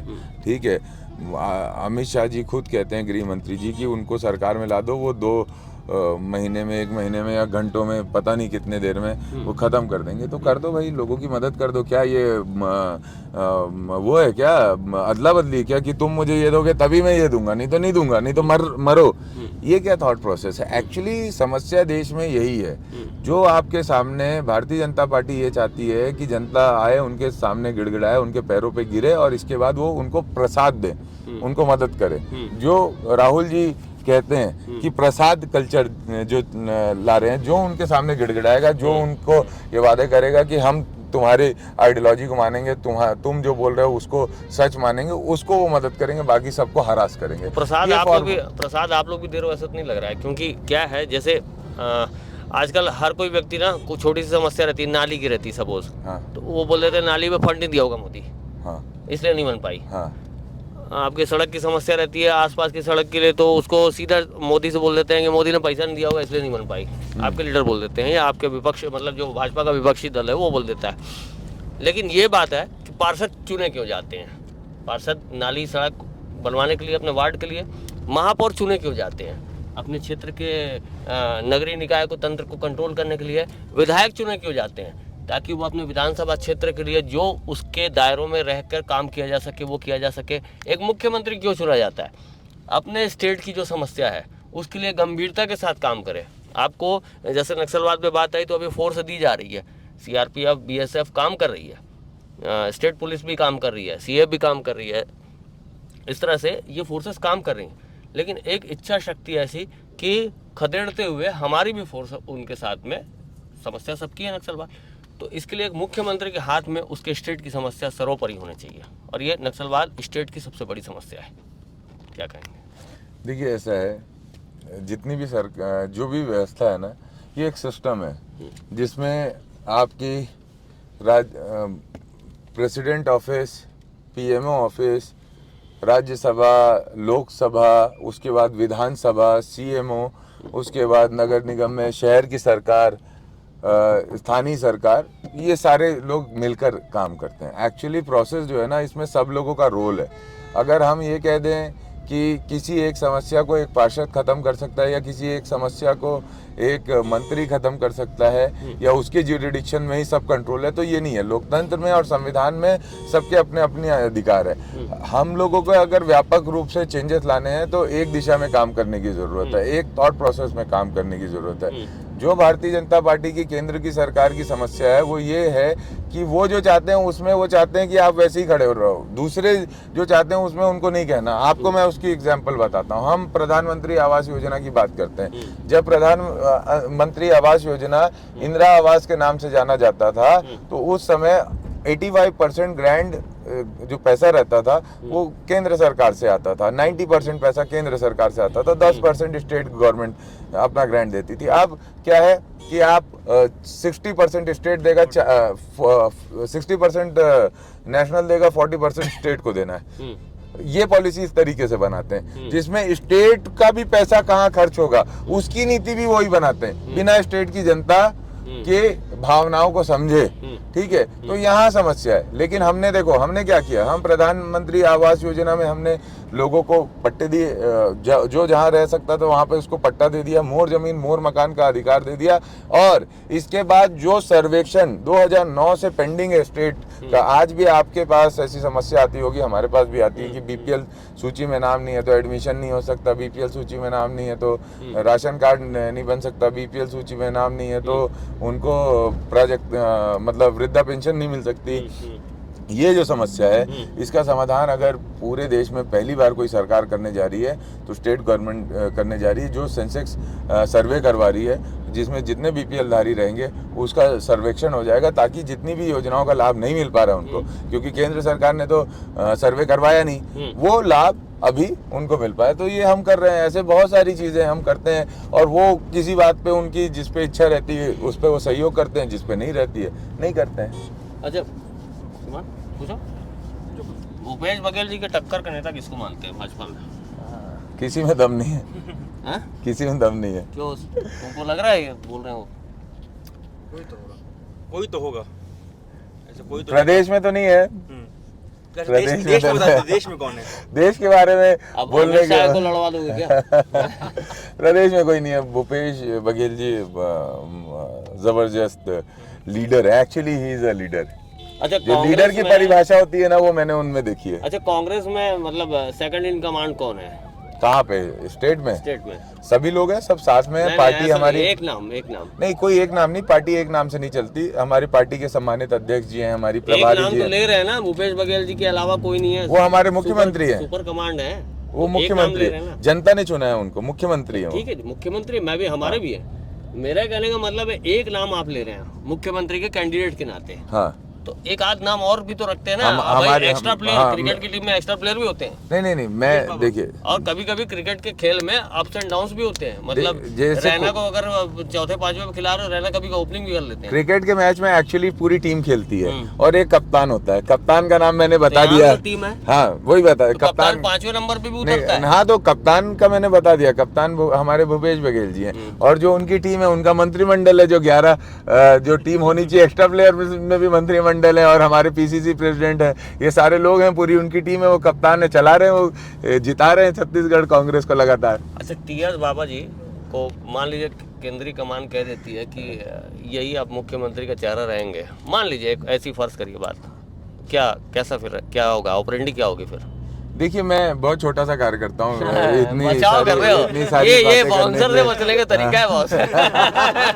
हेलमेट पहनना पड़ेगा आपको। मैं बहुत छोटा सा कार्य करता हूँ और मुझे लगता है कि ये पार्टी, हम सभी कार्यकर्ता पार्टी लाइन पे चलते हैं और हम सब लोग, हमारा जो नेतृत्व है छत्तीसगढ़ का, माननीय मुख्यमंत्री जी का, हम सब लोग उस एकजुट होके काम कर रहे हैं। और मैं चाहता हूं कि बीजेपी ये भ्रामक जो फैलाती है ना आपस में हमारे, कि हम डिस्प्यूट्स और ये सारी चीजें से हम लोग उबर चुके हैं। उन्होंने इस चीज को स्वीकारा है। उनके मायूसी भरे बयान जो है वो कई बार मीडिया में आए हैं और अभी सत्यम ने इंटरव्यू लिया है। उनके जो शब्दों का चयन था वो मायूसी के एक गंभीर चक्रव्यूह से घिरा हुआ था। तो लगता नहीं है कि वाकई में कांग्रेस उनकी कदर कर रही है। ऐसा है कि बोलते तो है सब है, वो भी खुल के नहीं बोलते, वो एक डिसेंट व्यक्ति है, खुल के बात नहीं करते, लेकिन डर तो छलकता है। नहीं, ये बात गलत है कि कांग्रेस पार्टी हर एक कार्यकर्ता की कदर करती है। हम जैसे हजारों सैकड़ों लाखों कार्यकर्ता कांग्रेस पार्टी में अपना परिवार को महसूस करते हैं और सभी लोग कांग्रेस के साथ मजबूती से खड़े हैं। बस यही कहना चाहूँगा। भैया टीएस सिंहदेव ने जब पंचायत विभाग से इस्तीफा दिया, उसके तत्पश्चात मंत्री दल की बैठक हुई थी, 62 विधायक ने हस्ताक्षर किया था। क्या आप थे उस मंत्रिमंडल में? नहीं, मैं मंत्रिमंडल का सदस्य। विधायक की जो बैठक हुई थी। देखिए हमारे पार्टी का इंटरनल मामला है, मैं इसमें मीडिया पे नहीं कहना चाहूँगा। बच रहे हो आप। कुछ तो आपने हस्ताक्षर किया था, आपको बैटिंग तो करनी पड़ेगी। मैंने बताया ना, मैं पार्टी का इंटरनल। ये बता दीजिए, ये तो आपने वेल लेफ्ट कर दिया, वेल लेफ्ट किया। ये बॉल को बोलते हैं वेल लेफ्ट करना। तो देखिए जब खेलता है खिलाड़ी तो उसको पता सब बॉलों को खेलने का अंदाज होता है। ऐसी 6 की चीज छोड़ दोगे तो मेडल ओवर चला जाएगा। तो आपको मुबारक मेडल ओवर। अच्छा, कांग्रेस ने जब कोई यात्रा की है उसका लाभ उसको मिला है। हाँ। ये भारत जोड़ो यात्रा से, क्योंकि गाड़ी अभी भी केंद्र में स्लो है कांग्रेस की। स्टेट में तो माना कांग्रेस है तो लग रहा है, लेकिन सेंट्रल में अभी भी स्लो है। तो क्या गाड़ी खुलेगी? क्या इस यात्रा से कांग्रेस को लाभ मिलेगा? भारत जोड़ो यात्रा भूतो न भविष्यति, ये शब्द हमारे माननीय मुख्यमंत्री जी ने कहा था। मतलब ऐसी यात्रा न पहले हुई है न भविष्य में ऐसा संभव है किसी एक व्यक्ति के द्वारा करके दिखाना। भारत जोड़ो यात्रा एक्चुअली जो भारत की संस्कृति है, भारत की जो अस्मिता है, भारत के जो लोग हैं उनको परिभाषित करती है। ये कांग्रेस पार्टी की यात्रा से निकलकर आम जनता और एक जन आंदोलन का रूप इसने लिया और हजारों लाखों लोग सम्मिलित होते थे रोज। हमने तो बड़े करीब से इसको महसूस किया। मुझे लगता है भारत जोड़ो यात्रा एक नए राजनीतिक दिशा को आने वाले समय में तय करेगा। जो अभी भारतीय राजनीति की दशा जो चल रही है उस दिशा को वो चेंज कर देगा। एक नई नीति और नई नीयत के हिसाब से साफ राजनीति कैसी होती है, भारतीयता क्या है, हमारी संस्कृति क्या है, हमारे पूर्वजों ने क्या कहा है, उन सभी बातों को लेकर है ये। और इसमें काफ़ी बदलाव आएगा भारतीय राजनीति में आने वाले समय, मुझे लगता है। राहुल गांधी जी और अभी जैसे धर्म संसद हुई है, अभी आज ही का स्टेटमेंट है भूपेश बघेल जी का कि आपको अगर हिंदू राष्ट्र बनाना है तो आप प्रधानमंत्री जी से या केंद्र से मांग करिए, हम आपकी बात नहीं सुन सकते, क्योंकि यहाँ सभी धर्म के लोग मिलकर रहते हैं, एक साथ एक अच्छा माहौल में रहते हैं। ये जो आरक्षण जैसी चीज़ है, ये आरक्षण जैसी चीज़ आपको कैसी लगती है कि आरक्षण में जातिगत बंटवारे के आधार पर सभी का वर्गीकरण करना, वर्गीकरण के आधार पर उनको अलग अलग वर्गों में बांट देना, ये भी तो एक प्रकार का बंटवारा हुआ ना। और आरक्षण विधेयक अभी भी लटका हुआ है आप लोगों का। देखिए ऐसा है, आरक्षण केवल एक ये विषय नहीं है कि नौकरी का केवल विषय नहीं है, वो सम्मान का विषय है। ऐसे वर्गों के लोग जो कहीं ना कहीं समाज में पुरानी जो व्यवस्था है जिनमें उनको बराबरी का अधिकार नहीं मिला था, वैसे समुदाय, जाति, जनगणना के आधार पर वैसे लोगों को अवसर देना ताकि वो सोसाइटी में सब लोग मिलजुल कर रेस्पेक्टफुली रह सकें। और ये व्यवस्था पुरानी चली आ रही है, पहले से चली आ रही है, और इस पे काफ़ी डिबेट्स भी होती है, सबका अलग अलग एंड है, मैं उस पर बहुत ज़्यादा कुछ लेकिन नहीं जो कहना वर्ग चाहूँगा। नाराज हो जाता है, जैसे एक वर्ग को कुछ बढ़त मिलती है, एक वर्ग नाराज हो जाता है, उसके परसेंटेज कम हो जाते हैं, तो उस बारे में आपका क्या विचार है? जो वर्ग नाराज है, अपन जब सबको एक संप्रभुता के भाव से देख रहे हैं, सबको समानता का दर्जा दे रहे हैं, तो फिर समानता कार्य पे क्यों नहीं, समानता जातिगत बंटवारे के आधार पे क्यों? ये तो हेड काउंट्स के आधार पे हमारी सरकार कर रही है। उसकी काउंटिंग भी हुई है कि क्या कौन से वर्ग के कितने लोग हैं, वो काउंटिंग उसके आधार पे हम लोग क्या आगे। राज्यपाल जी ने अन्याय कर दिया ऐसा लगता है? पूर्व राज्यपाल जी ने, आपका ये कहना? देखिए, भारतीय जनता पार्टी का स्टैंड अलग अलग रहता है। नहीं, मैं पूर्व राज्यपाल जी की बात कर रहा हूँ। मैं पूरी बात कर रहा हूँ। पूर्व राज्यपाल जी या वर्तमान राज्यपाल जी के अधिकारों को पीछे से आरएसएस चलाती है या केंद्र सरकार चलाती है कि क्या करना है, क्या। हाँ, मैं बोल रहा हूँ, संवैधानिक पद है ये। हाँ, मैं बोल रहा हूँ जिम्मेदारी से बोल रहा हूँ कि राज्यपाल का दफ्तर पीएमओ से चलता है, ठीक है, स्टेट के राज्यपाल के हिसाब से नहीं चलता। ये राजनीतिक दृष्टिकोण जो संवैधानिक पदों में संवैधानिक संस्थाओं ने बीजेपी ने दिया, ये गलत है। मतलब इन पदों को भी आपके मुताबिक अब खत्म करना चाहिए? ना, इन पदों को इंडिविजुअल काम करने देना चाहिए। जिस तरीके से केंद्र सरकार के खिलाफ आपने देखा होगा, सुप्रीम कोर्ट के जजेस आके उनको ये कहना पड़ा कि भाई कुछ ठीक नहीं हो रहा है, हम लोग इसलिए जनता के बीच में आ रहे हैं, तो ज़रूरी नहीं है राज्यपाल कहीं के किसी जगह के आत्मसम्मान किसी का बहुत ज़्यादा ठेस पहुंचा तो राज्यपाल भी बाहर निकल के बोलेंगे। और एक तो मेरे ख्याल से उपराज्यपाल इनके बनाए हुए हैं ना, मलिक साहब, जो लगातार पहले इन्होंने बनाया था, फिर लगातार बोल ही रहे हैं कि इनकी कार्यप्रणाली क्या होती है। तो ऐसे ही है इनका।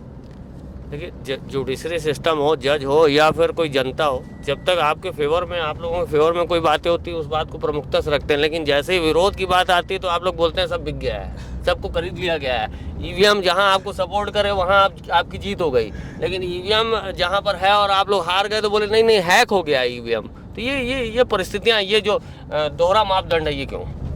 देखिए, ऐसा हमने तो ऐसा अभी तक के अपने राजनीतिक जीवन में जो भी बातें कही है, तर्क संगत बातें कही हैं, तर्कपूर्ण बातें कही हैं। अगर कहीं कोई ऐसी बात होगी तो हम ज़रूर कहेंगे। जहाँ तक ईवीएम को लेकर बात है, पार्टी का जो हमारे दृष्टिकोण है, ईवीएम को लेकर बहुत सारी जगह पे शिकायतें, समस्याएं, और जो मीडिया, सोशल मीडिया में वायरल होने वाली फ़ोटोज़, वीडियोज़ हैं, वो कहीं ना कहीं प्रश्न उठाती हैं। पिछले समय में भी हमने देखा था कि एक बीजेपी के भाजयुमो के कार्यकर्ता ने अपने घर पे ट्विटर पे हमने देखा था, जो वोटिंग मशीन है उसको लाकर बटन दबाकर वो वीडियो उसने डाला था। तो ऐसी बहुत सारी चीज़ें होती है जिसको देख के डर लगता है कि भाई ये क्या हुआ। जैसे आप 2000 का नोट जब किसी के पास नहीं था, तब वो हरियाणा के एक बीजेपी के कार्यकर्ता ने ट्विटर पे वो नोट डाल के बताया था कि भाई हमें नोट मिल गई। तो ये कैसे होता है वही जाने, कैसे कराते हैं। आप लोग ये कहते हैं कि ईडी डरा कर अपनी तरफ फेवर में करने की कोशिश करती है, जैसे महाराष्ट्र में सरकार गिरा दिया गया। सरकार को गिराने की एक प्लानिंग होती है कि ईडी या सेंट्रल एजेंसीज के तहत उनको डराया जाता है, धमकाया जाता है और अपनी तरफ करके सरकार बना ली जाती है। क्या आपको कभी कोई बोलता है कि भाजपा में आ जाओ यार, छोड़ दो भूपेश बघेल जी को? नहीं, देखो ऐसा है कि भाजपा के लोग भी यहाँ पे ये जानते हैं कि हार मान के बैठे हुए हैं भाजपा के लोग। आप बैठिए भाजपा के नेताओं से और पूछिए कि क्या होगा, वो खुद बोलेंगे कि भूपेश है तो भरोसा है, फिर से आ रहे भूपेश सरकार। आज के समय छत्तीसगढ़ में कोई कंपटीशन है नहीं। ये जो हाथ पैर मार रहे हैं केवल और केवल नैरेटिव सेट करने के लिए सारी चीज़ें कर रहे हैं। छत्तीसगढ़ की जनता माननीय मुख्यमंत्री जी के साथ है। जो एक छत्तीसगढ़ के अंदर पिछले 4 सालों में आपने महसूस किया होगा, एक क्रांतिकारी चेंज आया है। हमारा जो छत्तीसगढ़ है उसको अब देश के पटल पे हम रख पा रहे हैं, उसकी चर्चा हो रही है। छत्तीसगढ़ के जो पॉलिटिकल मॉडल है या गवर्नमेंट का मॉडल है उस पर चर्चा हो रही है। तो छत्तीसगढ़ ग्रोथ कर रहा है, लोग खुश हैं, कोई बात नहीं है। बीजेपी तो खुद में परेशान है, उनके नेता लोग खुद में परेशान है। पूर्व मुख्यमंत्री जी 15 साल से यहाँ पर थे, उनकी बॉडी लैंग्वेज और कुछ नेता बताते हैं कि उनकी नहीं चल रही है, जो पुराने नेता थे वो कहते हैं उनकी नहीं चल रही है। अभी तो सबसे बड़ी चिंता इनकी, ये बताओ इनके बड़े नेता क्या है, किसी को टिकट नहीं दे रहे बोल रहे, कह रहे सुनो तो आज पहले किसी को टिकट नहीं दे रहे बोल रहे हैं। भूपेश बघेल जी के अलावा आप क्या किसकी चल रही है? देखिए हमारी सरकार, हमारी जो पार्टी है वो एक प्रोसेस पे चलती है। हमारा जो संगठन है, सीधा सवाल है। हाँ सीधा सवाल है, हमारा संगठन की जो भी निर्देश होती है उसको हमारे सब लोग पालन करते हैं और स्टेट में हमारे माननीय मुख्यमंत्री जी के कुशल नेतृत्व में चल रहा है। मैं तो ये पूछना चाह रहा हूँ आपसे, बीजेपी वालों को टिकट मिल रही है कि नहीं मिल रही है सीनियर्स को? इसी सवाल में वो बीजेपी वाले से जब बैठेंगे तो वैसा ही बात मेरा सवाल उनसे कर लीजिएगा। कर लेंगे आपके सवालों के अलावा और तीखे सवाल करते हैं हम बीजेपी वालों को भी नहीं छोड़ते। ठीक है, हमारा काम है सवाल करना और आपका काम है देखिए पत्रकार वो जो सवाल ढंग का करे और जो प्रवक्ता वो जो मुझे चुप करा दे। ठीक है, ये सीधी सीधी बात है। मैंने सवाल बुलवा दिया आपने। क्या पूछ रहे थे एकदम? भैया आपने कहा कि भूपेश है तो भरोसा है। हाँ 2018 में भूपेश बघेल जी ने कहा था कि शराबबंदी करेंगे। हाँ। तो भरोसा तो टूट गया लोगों का। देखिए ऐसा है कि शराबबंदी एक बहुत व्यापक विषय है और शराब सामाजिक बुराई है। इस बुराई को सरकारें केवल खत्म नहीं कर सकती, ये सामाजिक चेतना से खत्म होगी। और पिछले समय में हमारी सरकार ने जनता पीने के लिए आतुर है। जनता पीने के लिए आतुर है। नहीं ये अच्छा शब्द नहीं है, ऐसा नहीं कहना चाहता मैं बिल्कुल भी। और सामाजिक बुराई है मैंने कही। देखिए समाज में हर वर्ग के लोग रहते हैं। कुछ लोग अच्छी चीज़ों को धारण कर लेते हैं, कुछ गलत को कर लेते हैं। तो जो भी बुराइयां उसको हमको ख़त्म करनी। पिछले समय में हमारी सरकार ने इसको बहुत ध्यान रखते हुए सभी समाजों से इस विषय पे चर्चाएं की, एक कमेटी बनाई जिसने जहाँ पे शराबबंदी हुई है वहाँ का सर्वे भी करके आई। बिहार भी यहाँ की टीम गई थी। तो ये सारी डिटेल सर्वे और कम्युनिकेशन करने के बाद जो भी चीज़ें निकलेगी उसके आधार पर आगे के फैसले हमारी सरकार लेगी। बीजेपी के नेताओं को जंगल राज कहाँ से दिखता है? वो कहते हैं कि यहाँ पर महादेव सट्टा चलता है और बहुत सारी जुआ कारोबार चलता है, सट्टे का कारोबार चलता है, डेली मर्डर हो रहे हैं, डेली क्राइम का ग्राफ बढ़ते जा रहा है, महिलाओं के साथ अत्याचार हो रहा है। सेम जो आप लोग भी फॉर्मेट उठाते हैं उसी फॉर्मेट में उन लोग हमलावर रहते हैं। उनको जंगल राज जो दिखता है वो कैसा क्यों दिखता है उनको ऐसा? देखिए ऐसा है कि देश के अंदर छत्तीसगढ़ी एक की ही सरकार है जिसने ऑनलाइन सट्टों पे पहली बार कोई कानून बनाया और बीजेपी के नेताओं को इतनी और लगातार कार्रवाई कर रही है। ठीक है, हर किसी पे कर रही है। ठीक है, और बीजेपी के नेताओं को चिंता है इतनी तो केंद्र सरकार से भी अनुरोध करके कोई कानून बनाए और इस पे जो भी लोग लिप्त रहते हैं उन पे कड़ी से कड़ी कार्रवाइयाँ हम चाहेंगे जैसे हमारी सरकार कर रही है वो भी करके दिखाएं। तो बहुत सारे टॉर्चर लेवल के सवाल हो गए सीमांत, कुछ हंसी मजाक हो जाते हैं। एक आखिरी एक मेरा भी एक मेरा अच्छा सबका आखिरी। नहीं मैं तनाव में तो नहीं हूँ, ये आपने गलत बोल दिया। तो आ गए आप कुछ सवालों में आए हैं तनाव में। हम प्यार में हैं, बिल्कुल तनाव में नहीं है। सवाल पे आते हैं, सवाल पे आते हैं। भूपेश बघेल जी के सेकंड इन कमांड का नेता का नाम नहीं बता रहे हैं। भूपेश बघेल जी को ओपनिंग उतारेंगे ना? देखिए भूपेश बघेल जी, सवाल तो सुनिए, ओपनिंग उतारेंगे ना? हाँ। ओपनर मानते हैं ना टीम का? कैप्टन ना? हाँ। तो चलिए कैप्टन के साथ में किसको उतारेंगे? ये तो हमारे कैप्टन ही तय करेंगे और जो हमारे कोच हैं वो तय करेंगे। राहुल जी कोच हैं, वो तय करेंगे। कैप्टन भूपेश बघेल जी हम तो फील्डिंग नहीं सुनिए जनता तो परफॉर्मेंस देखेगी और उसके आधार पर जिताएगी हराएगी। ठीक है, जहाँ तक हम लोग तो फील्डिंग में हैं, सब लोग एक्स्ट्रा प्लेयर्स हैं, तो हम कैसे बताएंगे ये बात? ये तो कोच और कैप्टन को समझना है। चलो कुछ हंसी मजाक। ये जो कार्यकर्ता जाते हैं अपने शीर्ष नेताओं के पास, वो एक फोटो खिंचवाते हैं और लिखते हैं कि हमने शहर के हित की बातचीत की। ऐसा बहुत फेसबुक में बहुत वायरल होता है। तो वाकई में आप लोग मतलब आप तो खैर करीबी हैं ही, आप वाकई में जब राहुल गांधी जी के पास जाते होंगे तो क्या बात होती होगी? नॉर्मली भिलाई शहर की तो बात अभी आप बोलेंगे, लेकिन उसके परे क्या बात होती होगी? देखिए हम तो सुनने और सीखने जाते हैं कि उनके अनुभव, उनकी बातों को सुने समझें और उसका अपने अंदर उसको लाने की कोशिश करें, क्योंकि उनकी जो वैचारिक दृढ़ता है और जो वैचारिक क्षमता है और जो दृष्टिकोण है जीवन का या संपूर्ण मानव जाति का, वो बहुत व्यापक है। उनसे जब भी चर्चा होती है तो वैचारिक विषयों पर उनका अनुभव हमको जानने मिलता है और हम अपने मन के बहुत सारे सवाल, जिंदगी के जो मन में सवाल रहते हैं, उसका भी हल मिलता है। अच्छा, एक चीज और, ये काली रंग की गाड़ी और 9910 नंबर, हाँ। इसका क्या राज है? मतलब जो भी 10 है कि 01 है? नहीं, 01 तो ये है, 9910। अच्छा। तो ये जो भी देखता है आदमी बोलता है कि हाँ देवेंद्र यादव की गाड़ी है, और कई समर्थक इस गाड़ी को चलाते हैं। ये 9910 का क्या चक्र है, इसको थोड़ा सा। देखो, ऐसा है कि भाई मेरे पास तो कोई गाड़ी है नहीं, पहली बात मैं बता रहा हूँ। मैंने कोई गाड़ी कभी खरीदी नहीं। मैं तो ऐसे दोस्तों के, साथियों के, या भाई से लेकर परिवार से किसी से के गाड़ियों में मैं चलते आया हूँ। बीपीएल कार्ड बना है, ऐसा टाइप का बात कर रहे हैं? नहीं, सुनो आप पूरी बात सुनो। उससे मैंने गाड़ी सही में कभी नहीं ली, और कभी आवश्यकता नहीं पड़ी, साथियों की गाड़ियों में चलते रहे। अंत व्यवसाय योजना से लोन भी लिया। तो लेंगे जब जरूरत पड़ेगी। वैसे ज्यादा कुछ इच्छा ही नहीं है जीवन में, इसलिए कुछ ही चीज की जरूरत नहीं पड़ती। कल कभी किसी गुरुआ बाड़ी में कुछ बैल वैल बांध के कुछ उसमें गोबर उठा के कुछ बेचने का प्लान होगा, ऐसा टाइप का? नहीं, जरूर। देखो, ये सारी चीजें, ये हंसी की बात नहीं है, इससे जीवन यापन चलता है लोगों का। आज गोबर ही एक चीज, जिस पे मुझे लगता है कि बीजेपी के नेता बहुत हंसे। वो गोबर उन्हीं के चेहरे पे वापस पड़ा। केंद्र की सरकार जब उसको खुद ही उठा ली उस विषय को कि भाई गोबर योजना हम भी करेंगे। तो ये सब तो ऐसा है कि सोशल रिफॉर्म्स है, जिसको सोशल रिफॉर्म्स के रूप में याद किया जाएगा कि इसका भी यूटिलाइजेशन किया जा सकता है। तो अच्छा रहा है। और जहाँ तक मेरी बात है, मैं ना ज़्यादा, मेरा जीने का दृष्टिकोण अलग है, और जो साथियों, समर्थकों या कांग्रेस के नेताओं या कार्यकर्ताओं की बात है, तो वो अपनी खुशी से करते हैं जो करते हैं। हमारे सामने कभी भी कोई बात आती है तो हम तो बहुत स्पष्ट रूप से हमारा जो दृष्टिकोण है उसी में जीवन को आगे बढ़ाते हैं और अपनी बातें कहते हैं। बेरोजगारी भत्ता बहुत दिन से रुका हुआ था, नहीं तो एक गाड़ी में डीजल उजल डालने की व्यवस्था भी हो जाती है।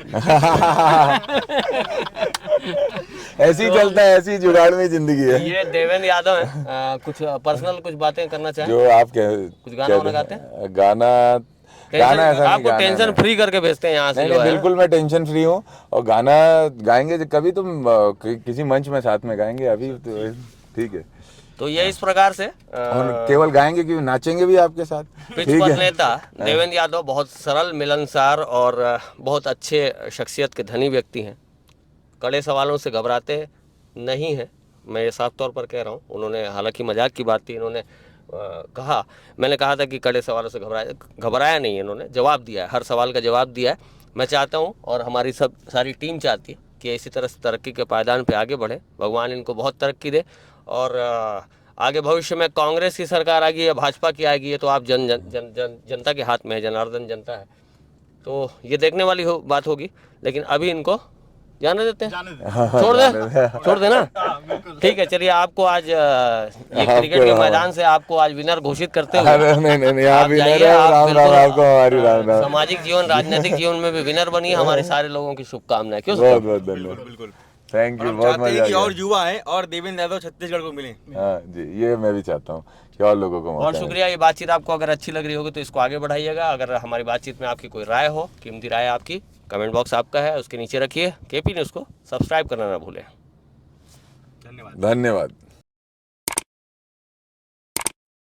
न्यू वीडियोस के अपडेट पाने के लिए सब्सक्राइब करें केपी न्यूज़ को और बेल आइकन को दबाएं।